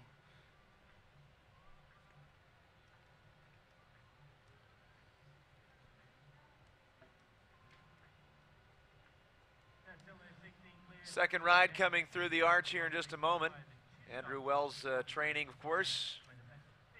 He has led Teddy Pritzker back to the ring here with Katunji, number 158, 15-year-old Gray Holsteiner gelding by Contact Me. Teddy Pritzker, again, not too long out of the junior ranks just last year. And her Evergreen Stables entry is her second ride in the class here.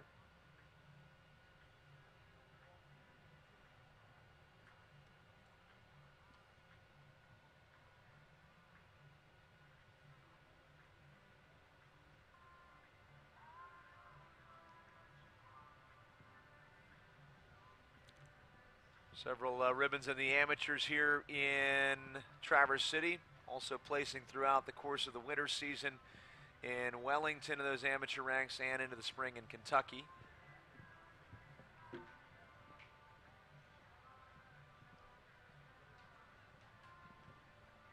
And again, looking in from the sidelines, we've seen a lot of development in Teddy's riding here over the course of the past season as she, again, gets into those amateur ranks out of her junior years. It's a good start so far for Teddy. She's clear as she gets over 4AB. Steadies the 4 very nicely to fence number 5. A nice gallop up to fence number 6.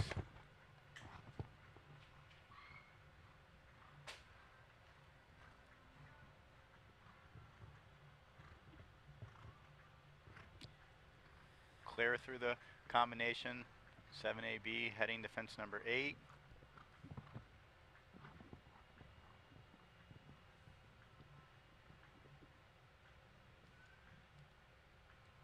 Two fences ago, still working on a clear round, giving us a great ride. And clear she is. Great round. Right. Good job there, time 67.32.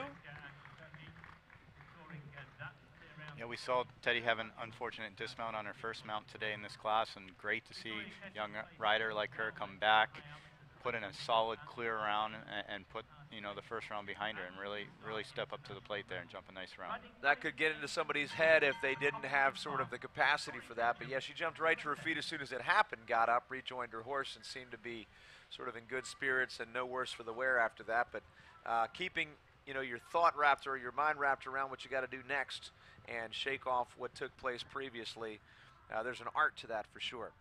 We've got now our next rider coming in from Wellington. It's Tori Ketchum with Copperline Farm LLC's Isaac 22, a 13-year-old bay Belgian gelding by Nonstop.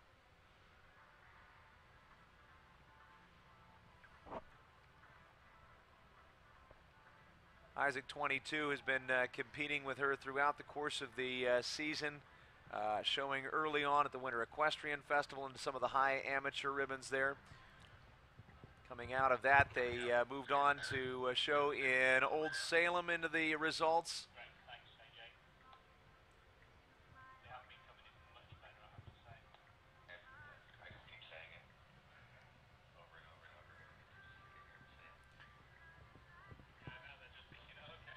Tori's put in a very good round as she heads over fence number 9, just 2 to go, sitting on a clear round.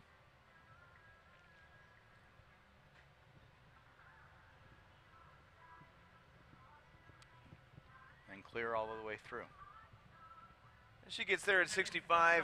65.51. Puts Tori into 16th place, just past the halfway mark into this class. The $36,600 Gruhl Family Large Tour CSI 2-star competition. We also have 5-star competition going on this week, as well as the Major League show jumping. So a lot going on this week at Traverse City Horse Shows. Yeah, it's an incredible week, full of action, of course, and every single day is sort of wall-to-wall, big money, high-level competition. We've already seen a couple of riders who have been shortlisted riders or team riders for several different countries. So really the talent level here is incredible. And that, of course, that's something to note, particularly if you're one of these amateur riders who hasn't necessarily been so long in the international ranks. Another of those amateur riders in now is Dominic Gibbs out of Colorado Springs, and he's riding Brush Hollow Sales Entry Amazing, a 9-year-old bay mare by Baltimore. Yeah, Dominic's putting in a very good start to this round. He's clear heading to fence number 7. Oh, I jinxed him, unfortunately. 7A does come down.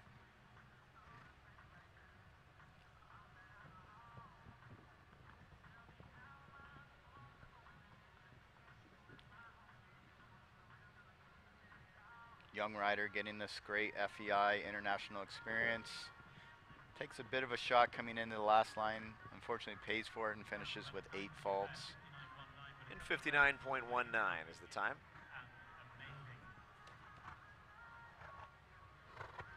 Martine Vanderhoeven will be coming up next.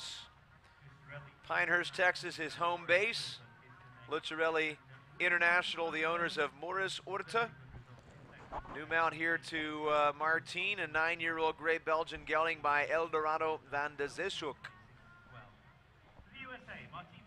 It's got a couple of new rides this season. Morris Orta is among them.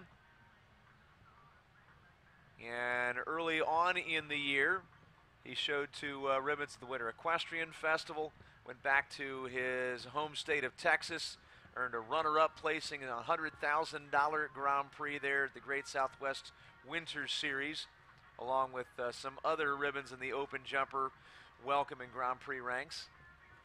So he's been off to a good start early in the 2021 season with this horse. And he's off to a good start early on in this course as well, as he's clear heading to fence number 6. We saw this combination have a great effort last week in this class. Had the time and unfortunately had the last jump down, so Martine looking to stay clear all the way through. He's got 2 lines to go as he heads to fence number 8. A little behind the pace if he wanted to take over the lead, and that's also where the knockdown happens at the Liverpool vertical there. Yeah, very quick back on the last line. Does the 5. That stays up. So finishing on 4 faults. 59-52, score of 4 for Martine and Morris Orta. Yeah, I thought Martine gave that a good ride. That was an unfortunate rail down at fence number 8. Maybe looking to pick up the pace a little bit there. And just unfortunately comes down for 4 faults.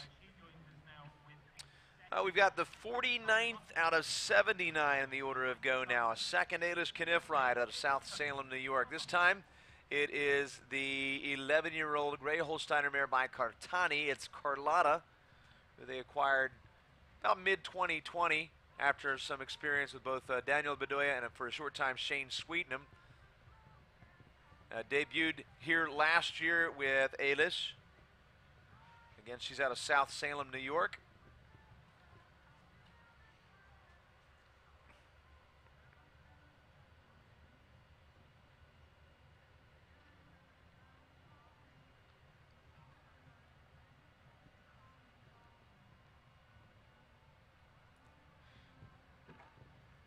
Rubs the back rail there at the International Flag Oxer, coming out of that 4 stride.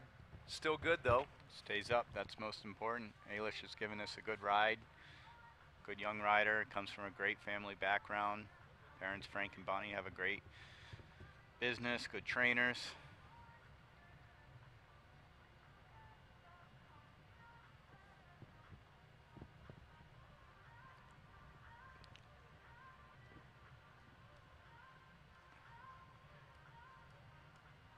Giving this horse a little extra room to the last line, setting this up. Looks like she's going to do the steady 6 to the last jump and clear all the way through. There you have it. 69.70 is where she'll stop the clock, again with no faults at all.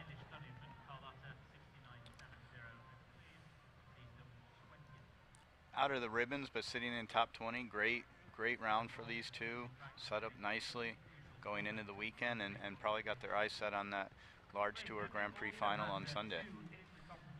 Indeed, as you said, from a great family horseman background there, so they've got a good plan in action. And now she'll exit, making way for a rider representing Great Britain, Grace Debney, with Zarina de Vidal, number 2106. Zarina de Vidal, the 10-year-old bay mare by Diamant de Saint-Marie.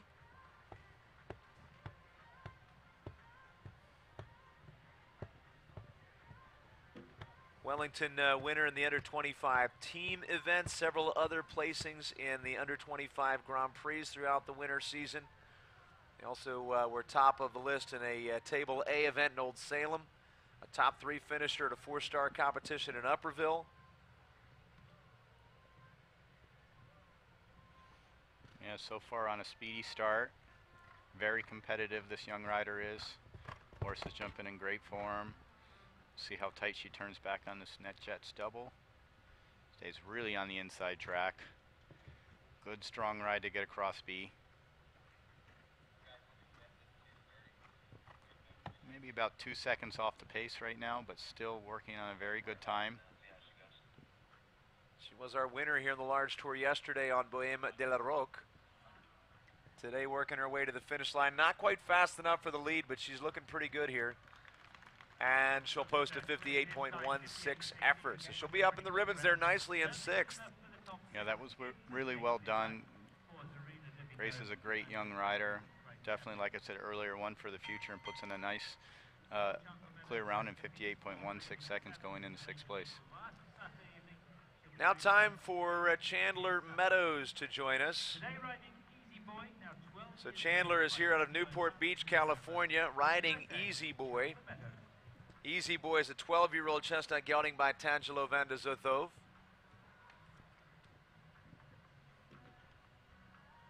Chandler, of course, a representative of the U.S. Just off the podium in last week's team event for our Major League Show Jumping Tour. She's been a top 3 finisher in a couple of the events at the Split Rock Tour there in Lexington, top 4 in the Grand Prix. Showed throughout the winter season to wins in Thermal, California, and some of the 3-star competitions there. Unfortunately, having fence number 6 down the front rail of that Oxer. Gave it a good gallop across the ring. Maybe just got there a hair sooner than she wanted.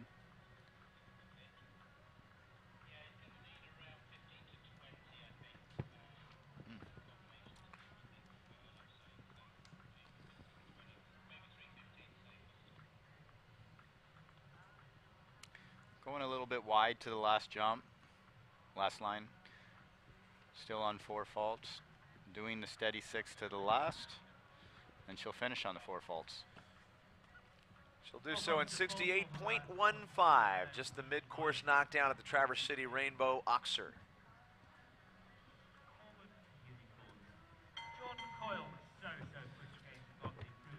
Here we go with Balliol Skill Big Bucks. Jordan Coyle out of Brewster, New York, riding for Elan Farm. Balliol Skill Big Bucks is an 8-year-old bay gelding by Royal Concord. He was the final rider to go in the team event on Saturday and came out in the clutch with the victory for the Lucky Charms.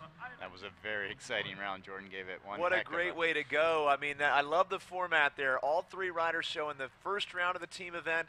Then 2 of the riders are selected by the team manager to go on to the first jump off, and then 1 rider remaining goes into the medal match, is what they call that final jump off. Jordan came out with the victory there in the speedy, clear effort. He's, of course, also been a winner this season with another horse, Risso, in the Upperville Grand Prix. Several wins as well in Old Salem, New York, and even in Mexico during the spring series. That's after victories also at the Winter Equestrian Festival this year.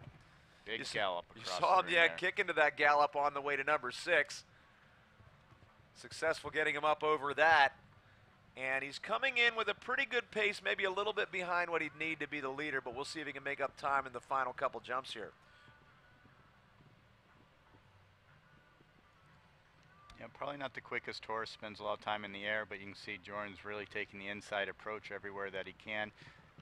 Really good effort up the last line and clear in 57.56 seconds. They'll be nicely in the ribbons. They take over that 6th spot there. 57.4 or 56 rather, as you say. And up to the 53rd in the order now. Big class. We've still got a lot to go. We're at 53rd in the order, and we have something like 25 left to go. A couple of scratches in the late part of the list here. But next, it's Mexico's Antonio Maurer, showing San Dorado for the owner Sofia Larea. San Dorado, number 1467 coming in.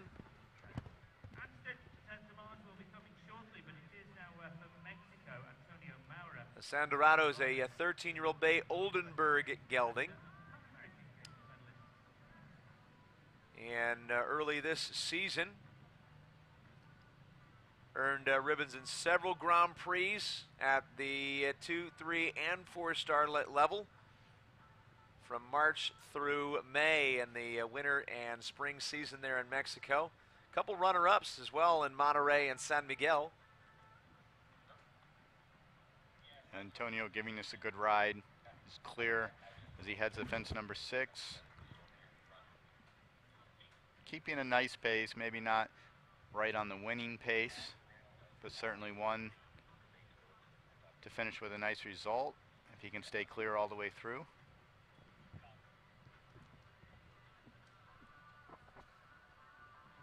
Want to see a nice tight turn back here.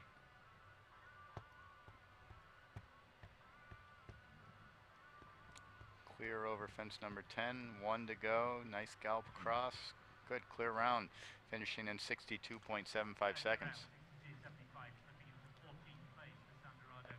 So that goes right now 14th in the ranking for Sandorado. Bliss Hears coming up next. Bliss Hears, Las Vegas, Nevada based, another rider who was shortlisted early this season for the U.S. team. She's going to ride Antidote de Mars for Bridgeside Farms LLC.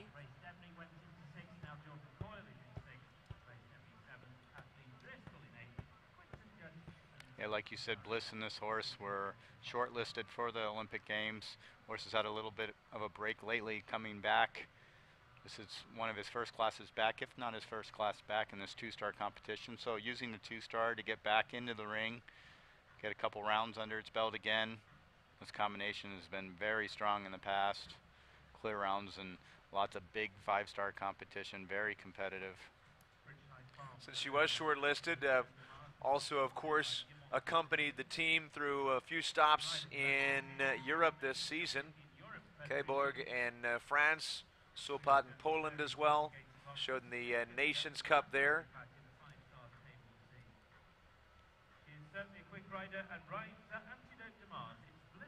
On some other entries, showed into runner-up placings there in Poland as well. And she's also been a runner-up in a faults converted class here last week on a horse named Goodbye.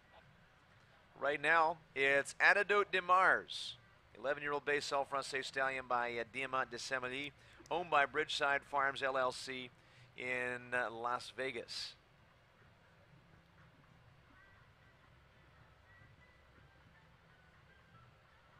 Bliss has had considerable experience and wins here in the U.S. and overseas over the course of the last 7 years.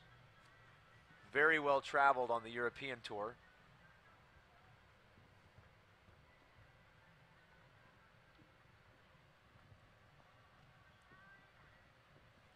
Yeah, this horse only 11 years old, but has a record like a much older horse. It's been very consistent. Bliss got this horse at the end of its 8-year-old year.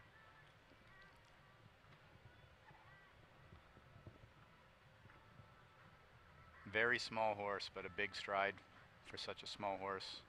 A lot of jump, careful.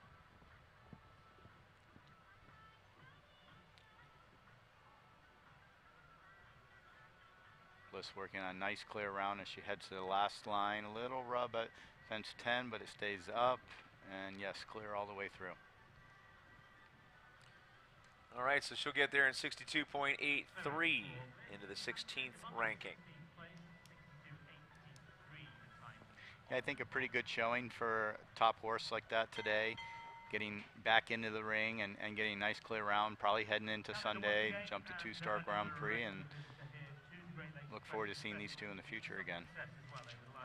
And by the way, that one goes into 16th, which should we stay anywhere close to that 80 number showing in this class, will still be a ribbon position. We go 1 for every 4 competitors, 1 ribbon for every 4 competitors. So those placings are important and could give them prizes here today. Next rider comes to us out of Foothills, Alberta, Canada. For Ventire Farms Limited, it's Rachel Cornacchia aboard Valkyrie de Talma, 12-year-old Self-Francais by Diamant de Semilly.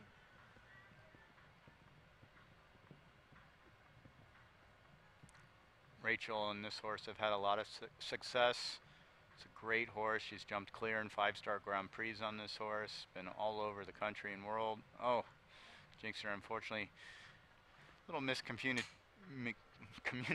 there, defense number 4.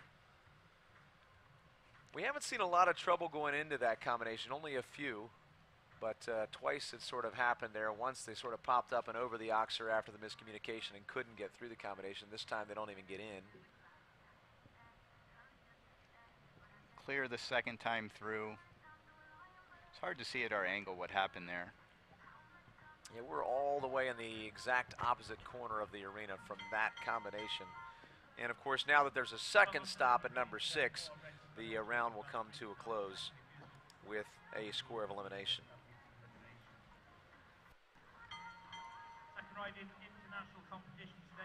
Lauren Huff will be coming up next. She is one of the most storied U.S. riders we have seen, has competed in the Olympic Games for the U.S. She's also been a rider at the World Equestrian Games in 2010 when they came to the North American continent for the first time ever. 3 times a Pan Am rider, never missing a medal for the team there. Twice bronze, once a gold. She's also been an individual bronze medalist. She's 3 times shown to the Nations Cup finals and 6 times a World Cup finalist. So really an incredible record for Lauren. Here today aboard Italy HDH. 8-year-old bay gelding by Cream on Top, owned by Chandler Meadows of Newport Beach, California.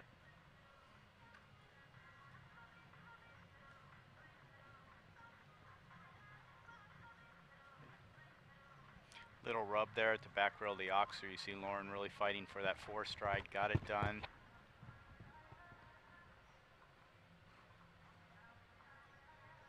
I believe we'll see Lauren tomorrow in the Major League Show Jumping event, making her debut. Indeed we will. And she's coming around still clear to this point. Not on pace for a lead perhaps, but staying clear nonetheless.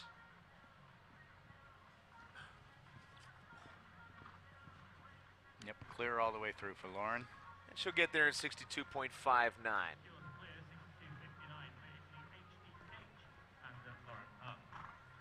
Yeah, it was a great round. Just an 8-year-old. Lauren's just a phenomenal rider. Gives that horse a lot of confidence and a really nice ride for a young horse at that level and international experience. An incredibly stylish rider, of course. Definitely somebody who knows how to communicate with a young horse still developing and keep them moving up the ranks. Now we'll have Claire Schrader out of Greenwich, Connecticut, riding the Seahorse LLC entry Toy Boy, another rider representing the U.S. Toy Boy is a Belgian gelding, 13-year-old chestnut.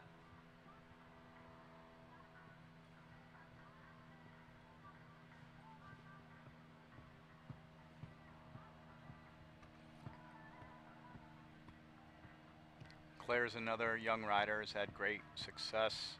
The 2 stars over the last couple weeks here, rides with Molly and Chris Colley.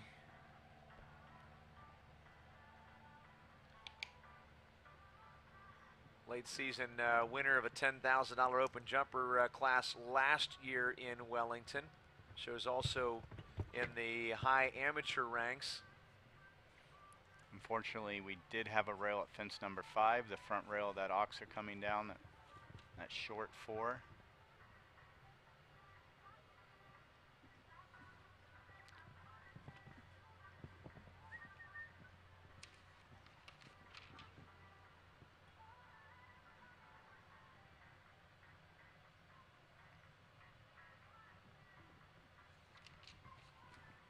Sitting on 4 faults as she heads to the last jump, and she remains on 4 faults.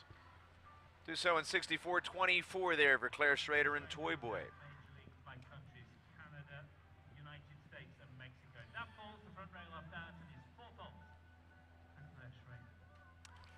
Next up, a rider from Mexico by the name of Alberto Sanchez Cozar and Abril Ilcha Z.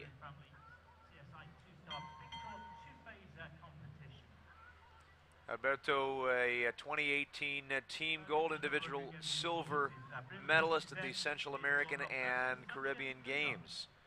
This season they've had 2- and 3-star Grand Prix wins in Valvanera. Once again, his ride here, is Abril Ilcha Z, number 1775.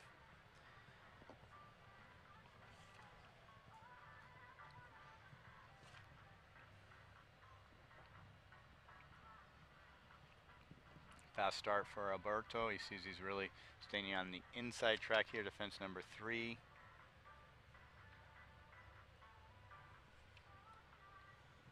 really quick to the captive 1. 4 is going to be quite short. Horse and rider both do a very good job of fitting that last stride in.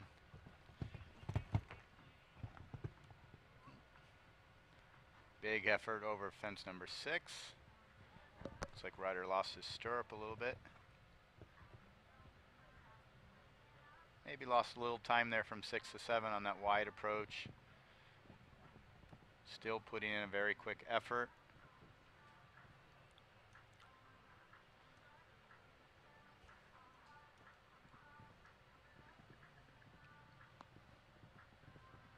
Good go.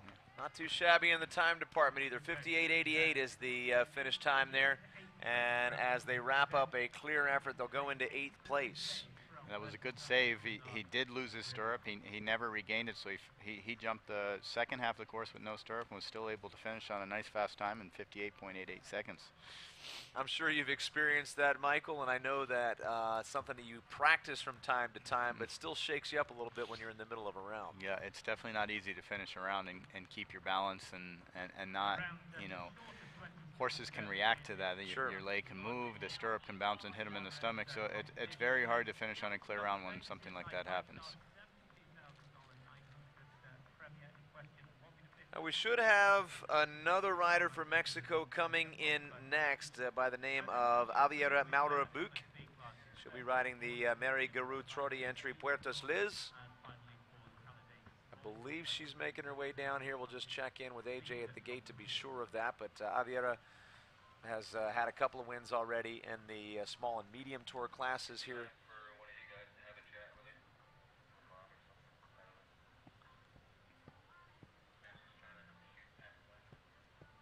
I believe she is trotting her way down the hill here. Puertas Liz is the 12-year-old Dark Bay Swedish warm blood mare, number 1468.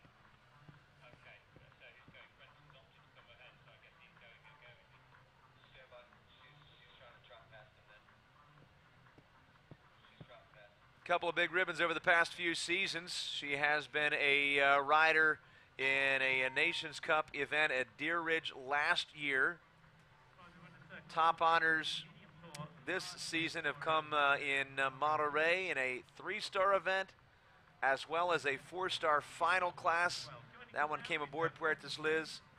She's also, as I mentioned, been a top contestant here in Traverse City this season. So it is, again, Javiera Maurabuc riding Puertas Liz, number 1468. And down at the first fence. Yeah, we saw a right lead approach there. Maybe the distance just didn't show up exactly how she wanted it to. Horse did have the first jump down, so she's sitting on 4 faults.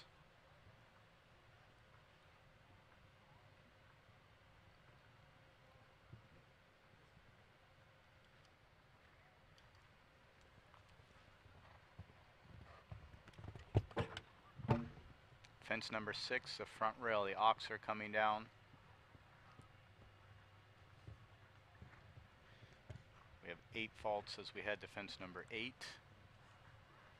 Lighthouse vertical standards with Liverpool underneath. Clear over fence number 8 with 2 to go. Still sitting on 8 faults.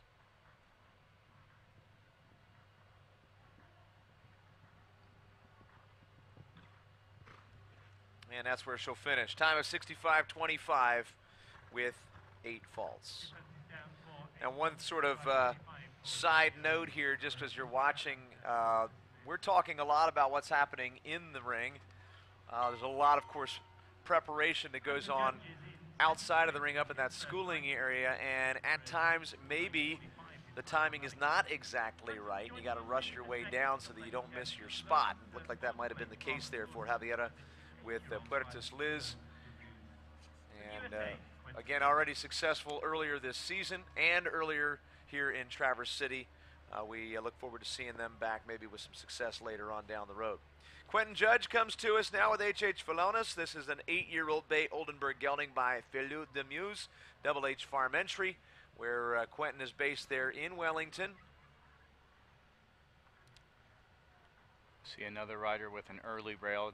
Quentin having fence number 2 down, the front rail of the Meyer Oxer. Quentin just taking on this ride in February of this year, so they're perhaps still finding their way together, and it's also a young horse at 8 years old. They did place in a welcome event in Saugerties earlier this season. Front rail of fence number 6 coming down, so Quentin is sitting on 8 faults right now. Like you said, Brian, just a 8-year-old, so a very young combination, trying to get some international experience. Very big track out here today for an 8-year-old, 1.45 in height. Big effort over fence number 9.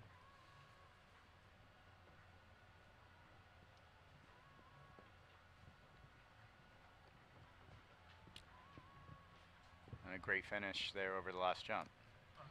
So another one with 8 faults there for Quentin Judge with H.H. Filonis. 8 faults.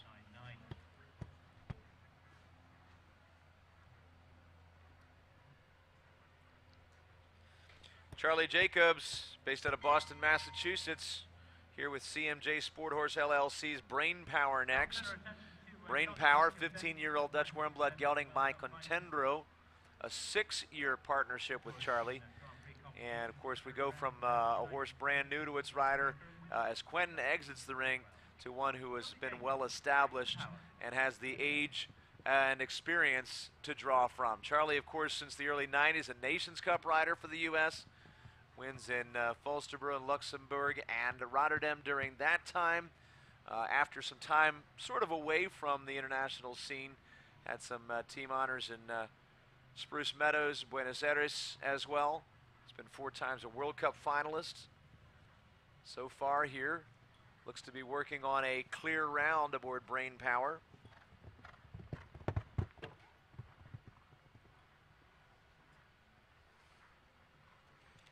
Some of his big victories have come in World Cup Grand Prix at the Winter Equestrian Festival in Buenos Aires.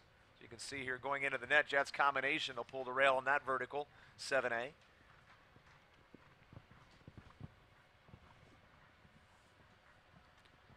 And fortunately, we did see a rail at 7A. Charlie now would like to just get over these next 2 jumps, make sure they're clear.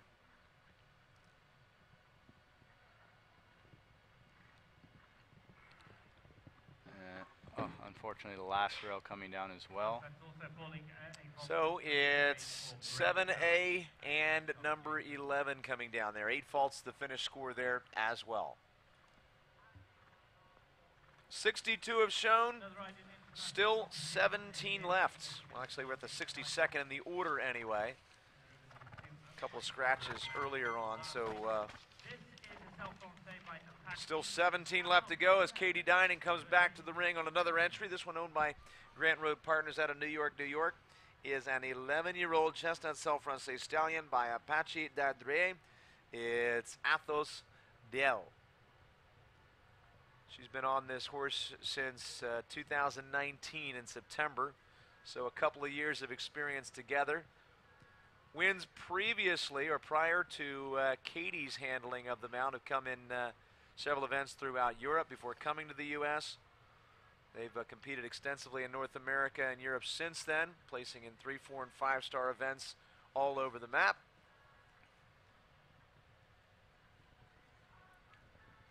Katie, a 4-time World Cup finalist as well, and a Nations Cup rider in many winning teams for the U.S.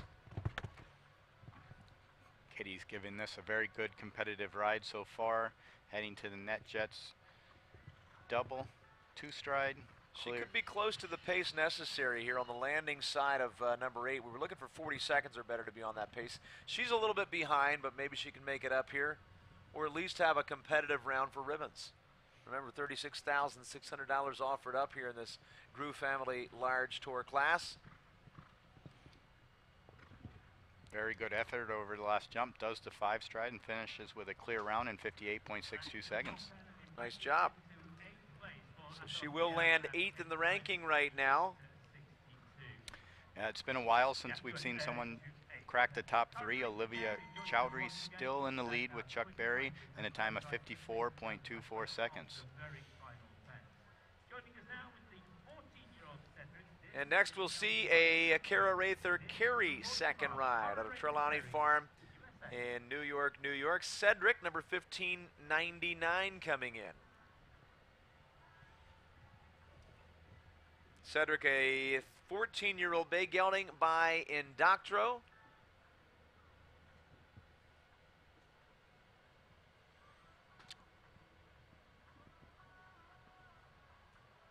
This is Kara's second ride of the day. She's been very competitive in this division the last couple of weeks. Unfortunately, fence number 3 comes down for her there. This was her 4th place mount several weeks back in Lexington, Kentucky in the Grand Prix. So they've had some success together very recently.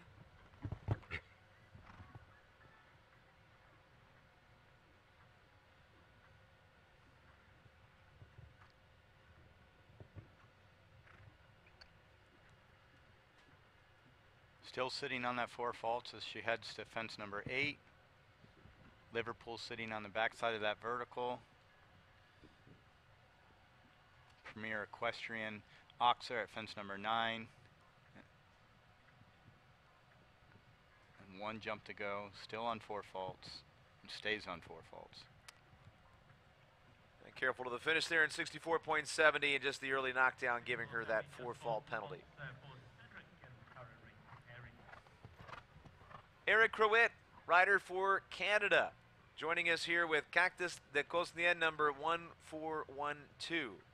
Eric was a 2018 Team Gold medalist at the North American Young Rider Championships, 7th individually at those events there in Old Salem, New York.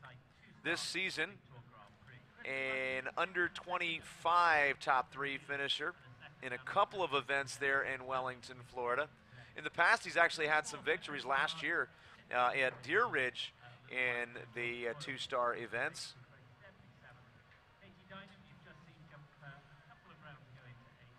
Lexington based will be coming in next to try to catch up to the 54.24 time that Chuck Berry 8 and Olivia Chowdhury posted long ago. That leading round came about 34 trips back from Olivia and Chuck Berry 8.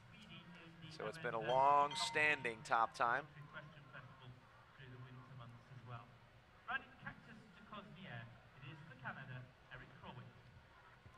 Eric's a very good young rider, training with Wembley Farm right now, Norman, Nick Delajoyo.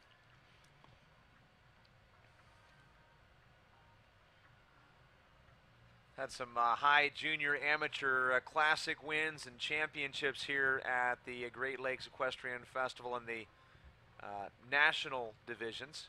They've also been, of course, top of the list in Winter Equestrian Festival and Kentucky spring events in that division. Does the 8 strides from 1 to 2, very direct path to number 3, stays up.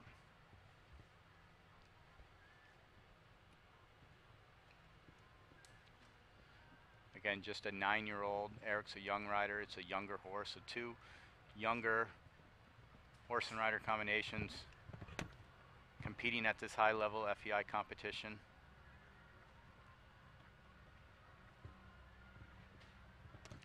Very good ride there through the NetJets double combination.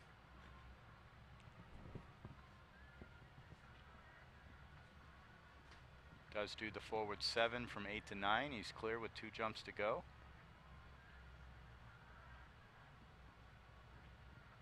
Little rub at 10, but it stays up and clear all the way through. Very respectable time, 60.07 in this very big class and very competitive as well. His penalty free puts him right now in contention for a ribbon, 13th aboard the Cactus de Cosnien. Second ride also for McKenna Norris. This time around she'll be here aboard the 14-year-old bay Dutch warmblood gelding by Verdi, known as Cristal Colorado. A winning rider and a runner-up, placing entry throughout the course of the desert circuit there in Thermal, California early this year. They showed into the ribbons in the high amateur junior ranks in Lexington, Kentucky, both at the Spring Series and in Split Rock a few weeks back. They've also been in the ribbons here in our Show Jumping Hall of Fame High Junior Amateur Classics in recent weeks. McKenna Norris, again, Cristal, Colorado is the mount.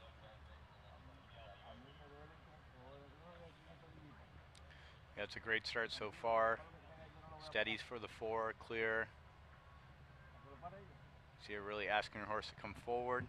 Long gallop up to fence number 6, and unfortunately the front rail does come down on fence number 6.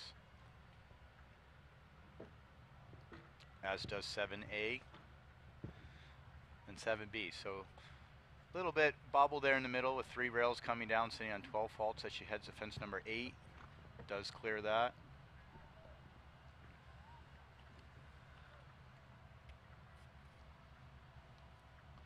Looking to leave these last 2 jumps up. It's going to do the 6 strides and clear over the last. 12 the total there, 64.7, 6 the time for McKenna and Cristal, Colorado. That combination on in the ring has definitely been some of the toughest jumps. We've seen rails come down at 7A and 7B. Unfortunately, there we saw them come down at both elements. You know, off of that short turn, horse and riders they're cutting in, or they're trying to be quick there. They're jumping into the VIP a little bit. Horses may get their eye on the people in there. It's right set against the wall, so horses are shifting left. There's a lot of factors why the horses are having the rails down in that combination. And just going into that combination, of course, especially if you're tight coming in, there's no time to set up for it. You just got to get in there right, land properly, and get the gusto to come out. There's really no time, a whole lot for correction when you're in the midst of one of those combinations. But if you want to win it, you got to have that tight turn to get in there and save that time. We'll see what Paul O'Shea has to offer. He is here out of Wellington, rider for Ireland, of course, with Trelawney Farm LLC's entry Chancelloress, number 2692. Paul O'Shea, a World Games rider, a Nations Cup final team gold medalist a couple of years back. And here in Traverse City, he has been in the top placings. In a faults and time speed event last week, he took a top finish. And in the team event, he was a runner-up there for Team Eye Candy. Already has a knockdown, unfortunately, today at the Southern Arches vertical that starts the course. Chancelloress, the 12-year-old Chestnut Hanoverian mare by Chaco Blue. Yeah, 4B we saw come down as well, so sitting on 8 faults as he heads into this tough NetJets combination. So even with the 8 faults, he still gives it a real test. He comes in, he puts a bend in it, teaching his horse, still practicing being competitive.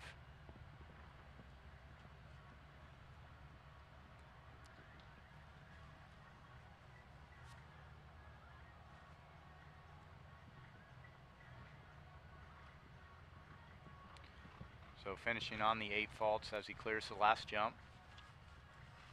Time of 60.28 seconds for Paul and Chancelloress. Kyle King now in. Kyle was a part of the team that netted the bronze medal here last week for the Roadrunners in our team event. He's out of Ocala, Florida now, though he's been quite a bit on the West Coast over the past several years. And riding for Christine McLean out of Kelowna, British Columbia, here aboard Etalon, number 202. He's had a lot of national wins across the map in recent years. Feature international victories have come in Spruce Meadows, Thermal, and even a win in Korea a few years back. This season he's had a Grand Prix victory and several runner-up placings in Blenheim, as well as the Temecula Valley and Riders' Cup Grand Prix there in Los Angeles. Kyle's really giving this a go so far early on in this 2-star class. Late in the class, early on in the course. Quick effort into the NetJets double.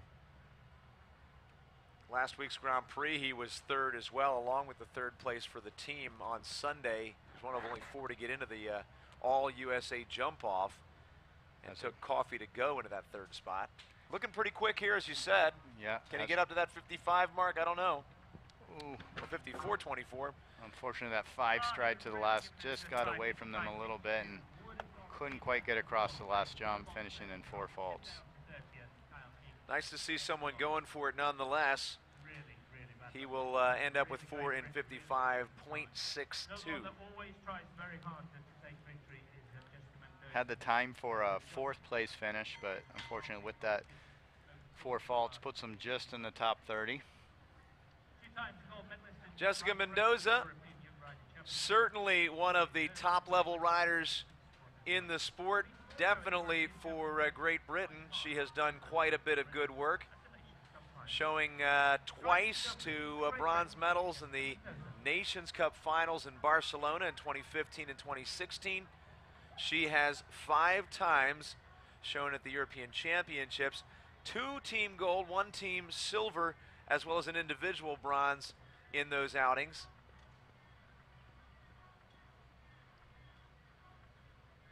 Big effort there coming into the captive 1 combination.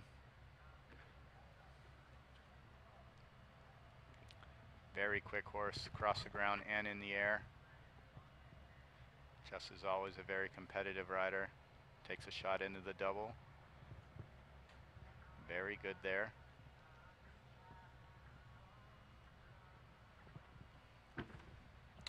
Little rub at fence 8, but stays up.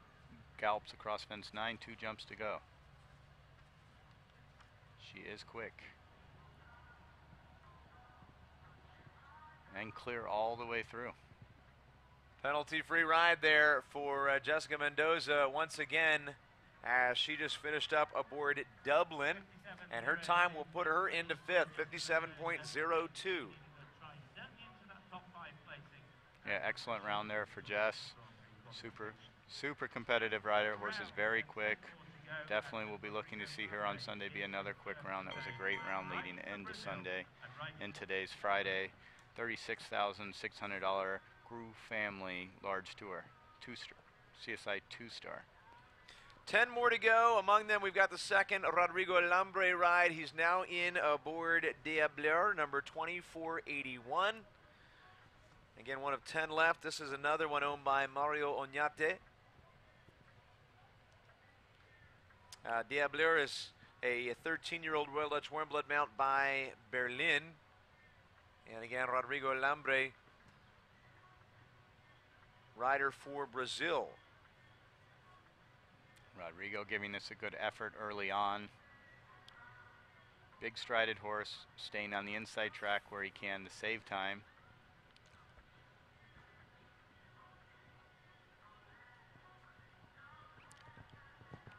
He's had just countless wins across the map, competing in Mexico, the U.S., and in Spruce Meadows over the course of the past 12 or so years. Great turn over to the fence number 8, Liverpool vertical.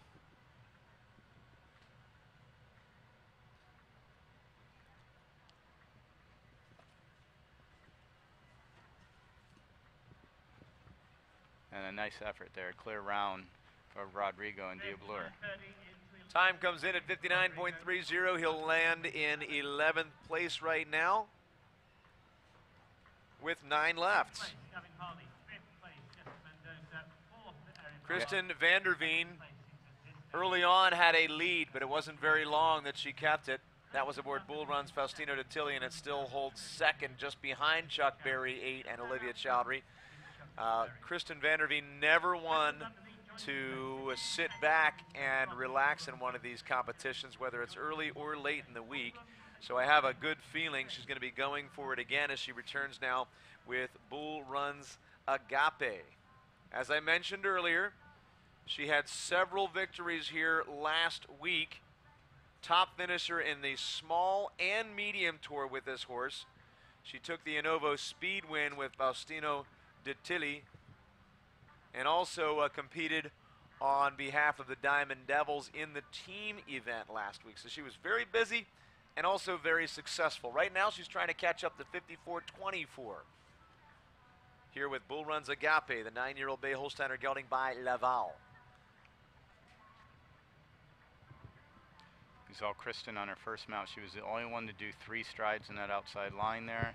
She does do the 4 on this horse, maybe not quite as big of a stride as her last horse. She's giving it a very good effort so far. Unfortunately, fence 7A comes down for her, so she's sitting on 4 faults right now.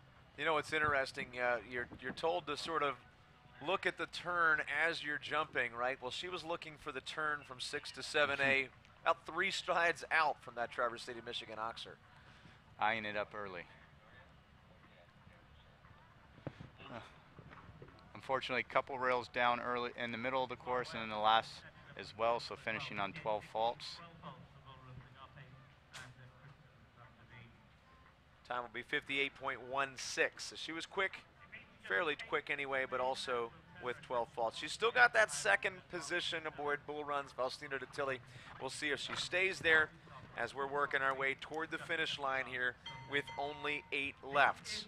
And it's Mark Kinsella coming up next with his second ride as well. This time it will be Grasshopper. Grasshopper, 10-year-old Royal Dutch Warm Blood mount, owned by Caroline de Vittorio from Ottawa, Ontario. Again, he rides on behalf of Ireland.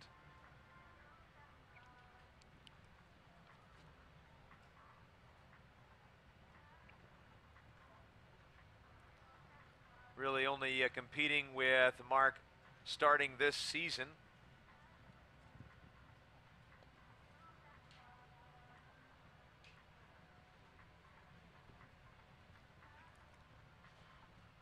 Mark selecting to do a little more reserved 1 to 2, doing the 9 strides there instead of the 8.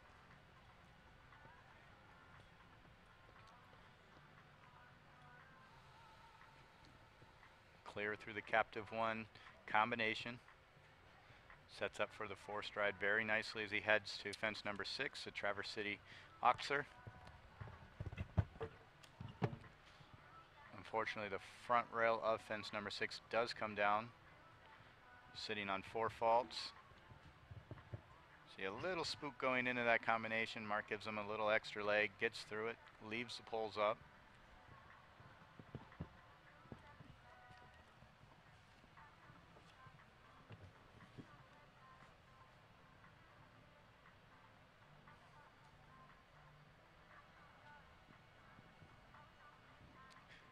And 1 jump to go to finish on 4 faults, and he does.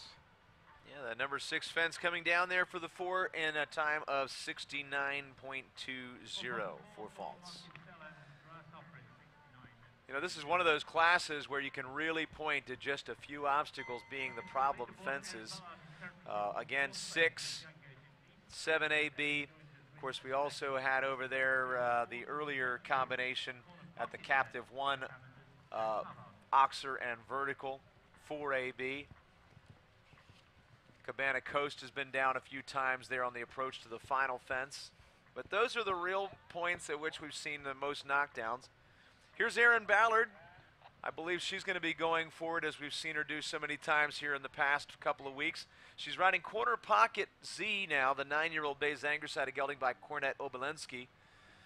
With Erin since 2019, did well in the youngster classes, debuted fall of last year in the National Grand Prix and stepped up into the international classes midway through this year's Winter Equestrian Festival. Big effort over fence number 5. Erin currently sits in 4th place on her first mount. Looking to up that a little bit on this mount. Big effort coming out of the NetJets double. She could have the pace. Actually, she's maybe a couple seconds behind. 42 on the landing side there. But she's even stepped it up more going into this final couple of jumps. 54 and change the leading time. I don't think she's going to catch that, but she'll still have a very respectable finish here aboard Corner Pocket Z in 57.84. Yeah, that was a great finish. Gets her into 8th place at the moment with just 7 more to go. 6 more to go. Yeah, that was a great round. Erin has 2 of her horses in this class, both clear and both in the top 10, sitting now in 4th and 8th place. Good day for Erin. very consistent, in fact, over the course of the 2 weeks since she's gotten here. A couple of wins last week, some nice placings already here as we're just in the middle of her second week joining us at Gleff. Next to go is Style Hall, a 12-year-old bay mare by Balliobé de Rouet. The Zangerside amount owned by Trelawney Farm, shown by Emma Marlowe. Unfortunately, we see that first jump come down. We've seen that a few times today. She's definitely not the first rider to have that first jump down.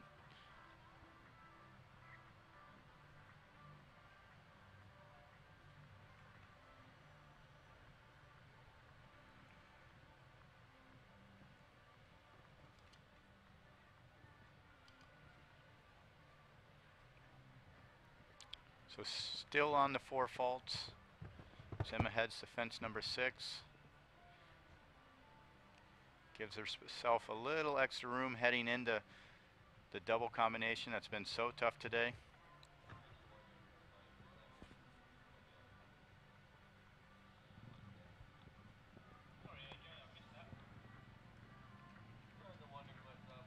Still sitting on 4 faults as she clears fence number 9. 2 jumps to go. Oh.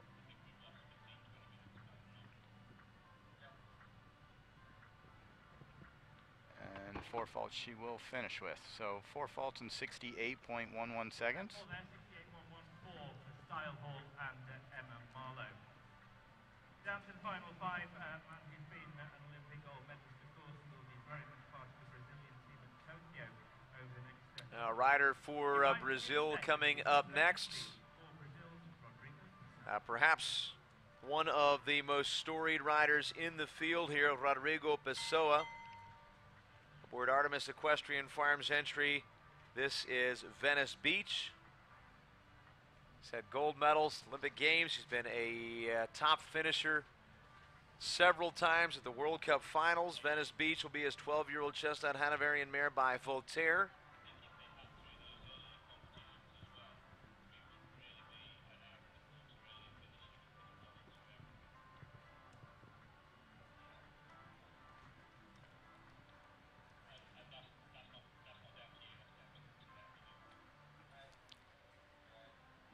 This is a very quick combination. Rodrigo, obviously a quick rider.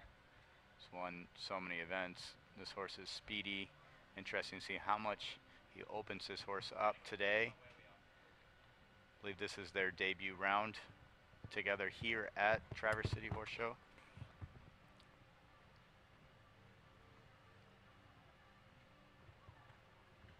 Very quick and neat back on fence 7A. A little rub at 7B, but it stays up.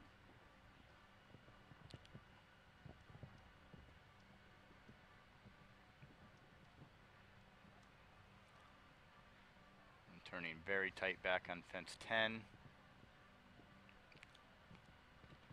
Solid round clear all the way through in a time of 57.8. All right, penalty free, 57.62 the time there, and into 8th place goes Rodrigo Pessoa. Once again, an incredible rider there. Great to have him as a part of our group here in Traverse City, Michigan.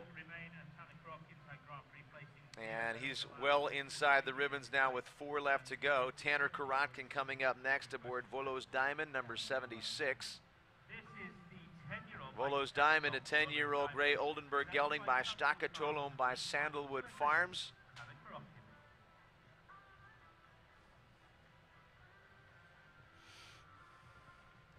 Yeah, Tanner jumped a great clear round on this horse in the 2-star Grand Prix last week. Just 9 years old.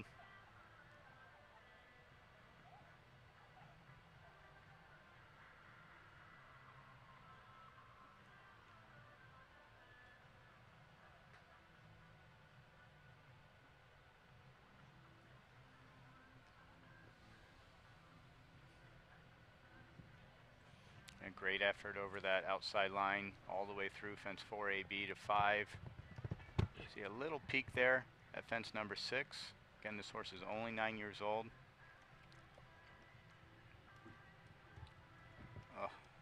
unfortunate rail at 7A. Light rub. Thought it was going to stay up, but it did fall down.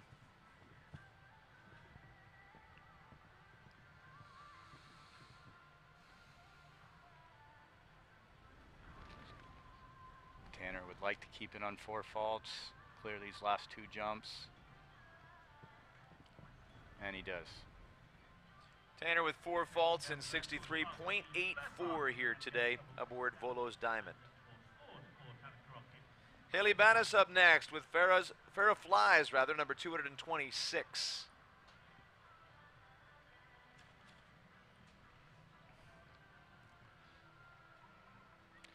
Just 3 more horses to go in this 2-star competition.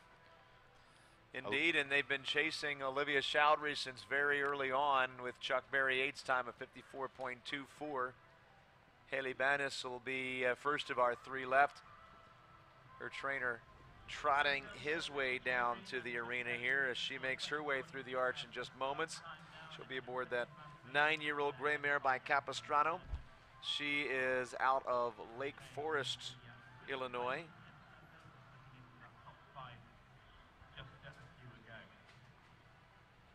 We do just have 3 left, and a lady who's certainly in the ribbons and in the Money International Grand Prix of the course the last few weeks is Haley Bannis. So the Westphalian mount here again with Haley Bannis for the ride.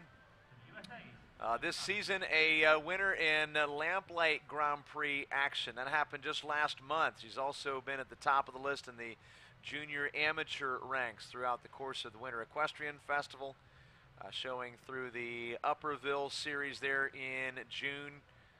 And again, competing close to her home base there in Lake Forest to a Grand Prix win and a 3rd place finish in another HITS series event. Little rub at fence number 3, but it does stay up.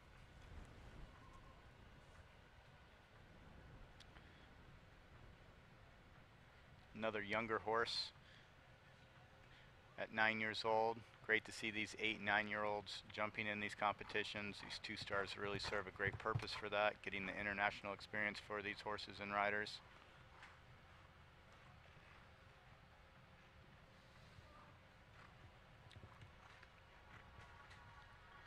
Still working on a clear round as we head to fence number 8.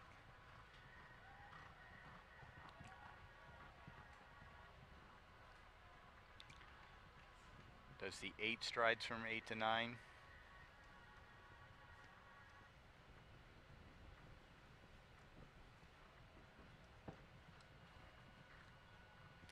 And unfortunately, fence number 10 comes down for a full 4-fault finish.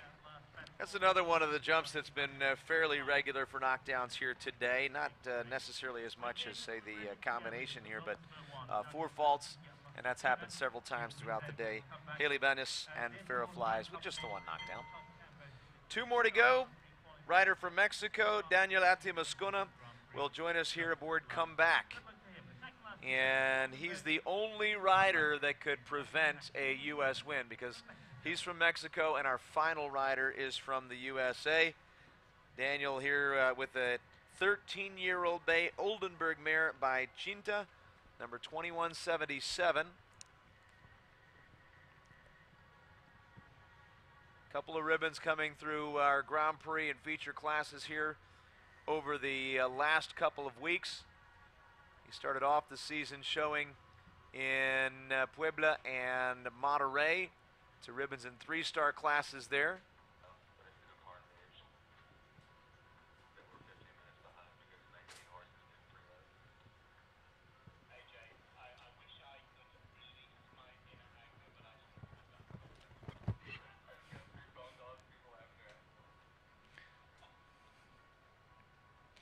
Daniel's working on a clear round as he heads to this very difficult combination. Does leave it up over fence 7A, 7B.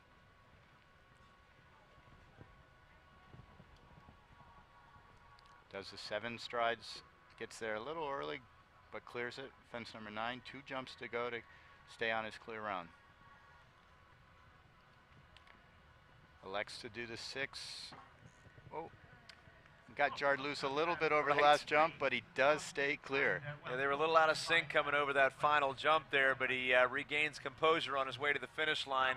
Penalty free in 63.61 for comeback, again with Daniel Ate Mascona. One last rider coming up, and that'll be Molly Ashcali here in our two-star feature event of the day. Molly, a rider based in Wellington, Florida, here with Lewisburg Farms Cappuccino, the 9-year-old bay gelding by Comme Il Faut. She's been, of course, regular on Nations Cup teams. Had some winning Super League starts back in the day. Big victories in the American Invitational and the American Gold Cup. Of course, the Gold Cup is our feature event here in Traverse City at the end of the season. She's also had Indoor, Devon, Winter Equestrian Festival, Spruce Meadow, and European victories over the course of her career. Little rub at fence number 2, but it stays up. You know, we have had these hard jumps, combination, fence 10, but Olaf Jr. really has done a good job of designing a course where he's getting rails everywhere and not just at one certain jump. We've seen him at the first jump, we've seen him at the last jump. I think every jump on course has come down at least once today. Some more concentrated efforts or more concentrated penalties than others, but yes, for sure, well distributed. And you know, you might catch him on the camera as it passes here with Molly. He is out on the field right now getting ready for the adjustment for our upcoming class and keeping an eye on the way things are going so that he can fine-tune the course to adapt to these riders going on later in the week. Unfortunately, it looks like horse just came off the ground a little funny and had the fence number 10 down, the Cabana Coast vertical, finishing with 4 faults. And time is 60.92 seconds. And that brings us to the end of this two-star Groove Family $36,600 large tour class. We had our fair share of penalty-free rides. In fact, nearly half of the group was fault-free there. I believe we'll have about 20 ribbons available. We saw close to 80 entries. So Chuck Berry 8 will top that list with Olivia Chowdhury for the USA, Bull Run's Faustino de Tilly, and Kristen Vanderveen in a second-place finish. They're behind, it's notable, by just about 1.1 seconds. Then Kadanzi and Adrian Sternlicht wrap up or round out the top 3 there with all U.S. riders. Her time 55.61. She was a leader for quite a while early in the class. Django DeLis, Erin Ballard's entry in 4th. She's for Canada. Jessica Mendoza for Great Britain and Dublin in 5th. Gavin Harley, of course, for Ireland with Cavalli de Magico rounding out our top 6. We'll turn you over to our arena announcer, Andrew Pollard, as we go into the presentation, as is our custom, to the top 3. It is another USA sweep of those positions, and that presentation, again, in just moments from now.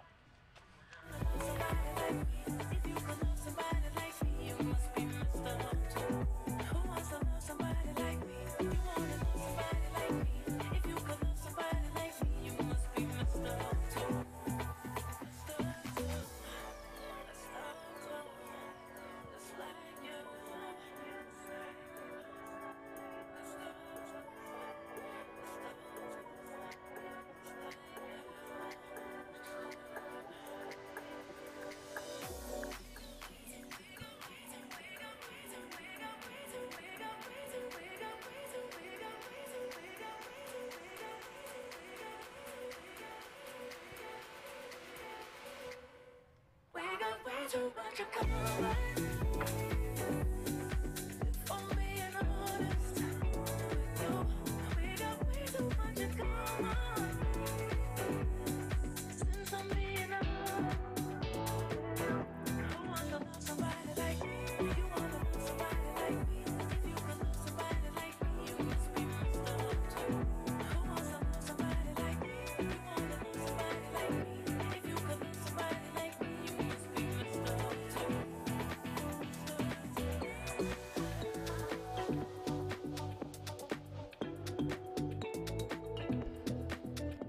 Well, we are welcoming in those top placings, the top 3 in that competition. Olivia Chowdhury, Chuck Berry taking the honours ahead of Kristen van der Veen and Bull Run's Faustino de Tilly, and Caden Zed for Adrian Sternlicht in 3rd place.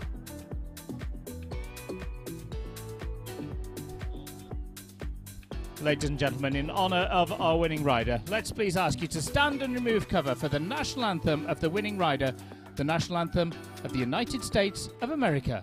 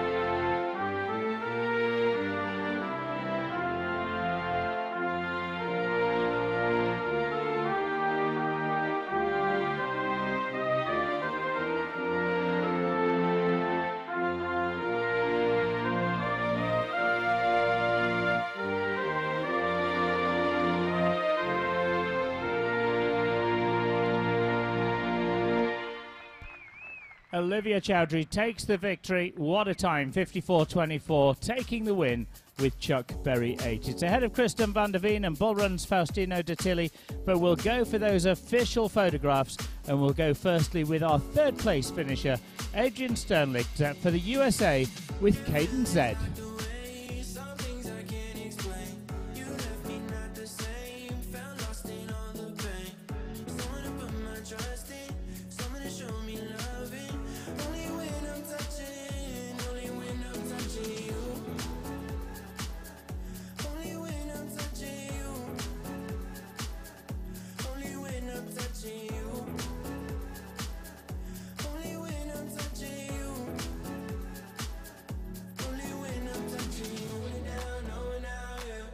Many congratulations. Third place finisher Adrian Sternlicht and Caden Z.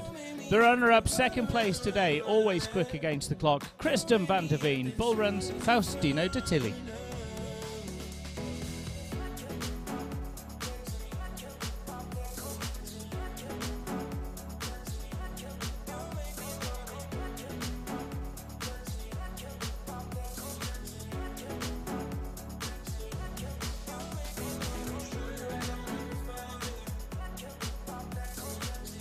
From one rider very, very quick against the clock to another even quicker today, taking the victory for the USA, Chuck Berry 8 and Olivia Chowdhury.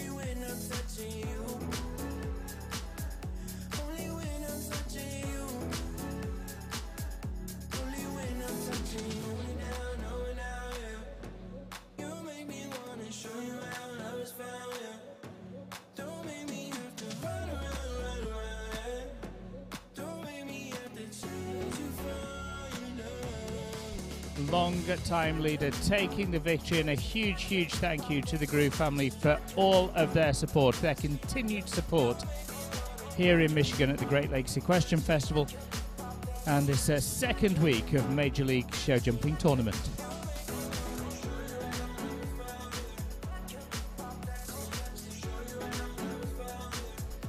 Olivia Chowdhury takes the win. We'll send her for her victory gallop. Congratulations, the winning rider, Olivia Chowdhury, Chuck Berry.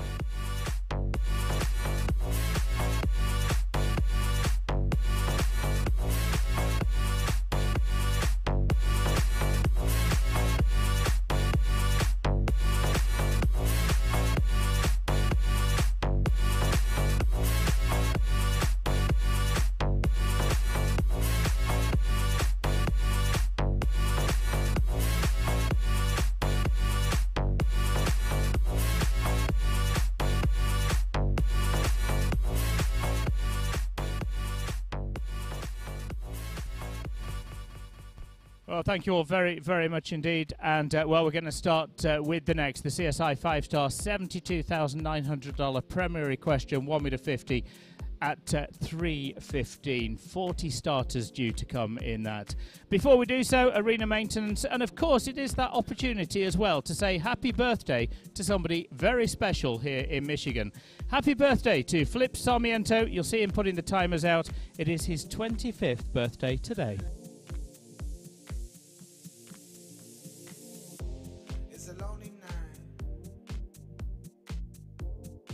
Everybody's happy, been turning around, looking for a friendly light, but I see nothing, no eyes, no eyes on me.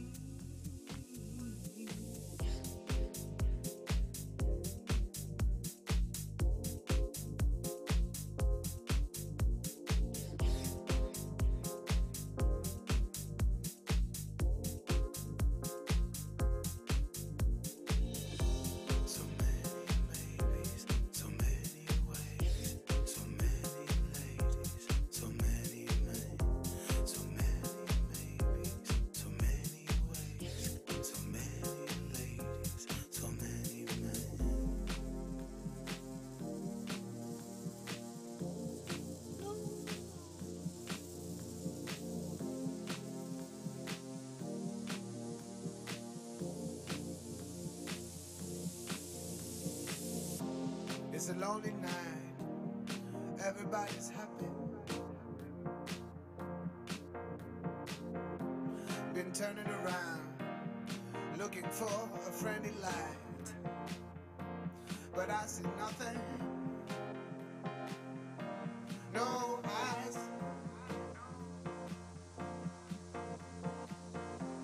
no eyes, no eyes on me.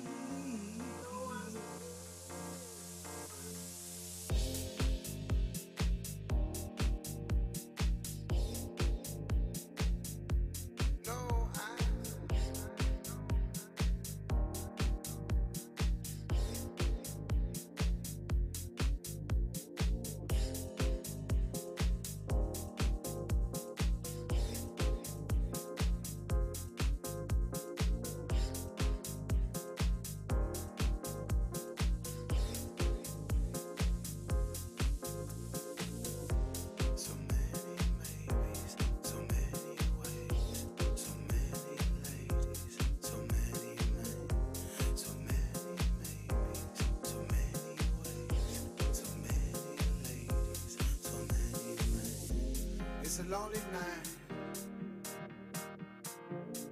everybody's happy, been turning around, looking for a friendly light, but I see nothing,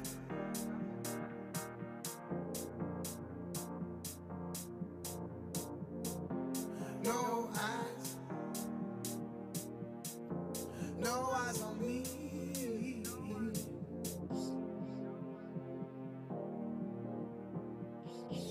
No eyes on me.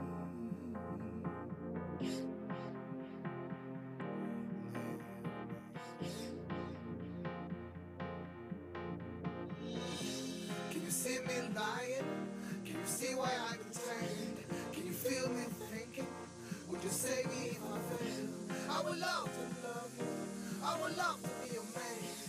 My dear loneliness, please leave me.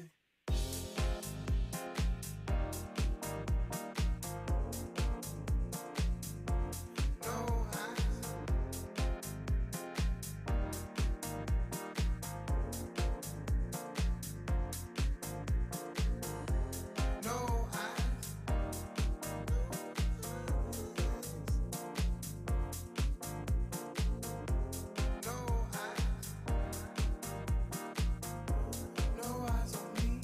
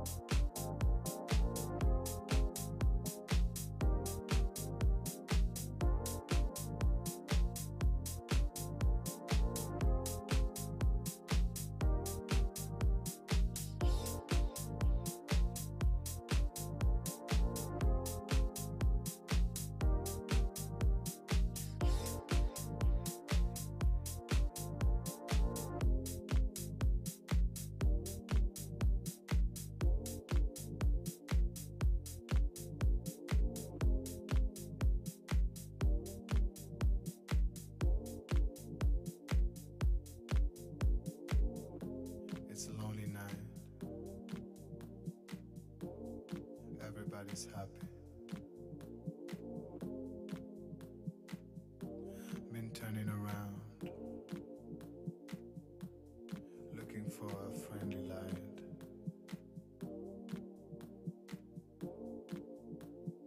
But I see nothing. No eyes. No eyes on me.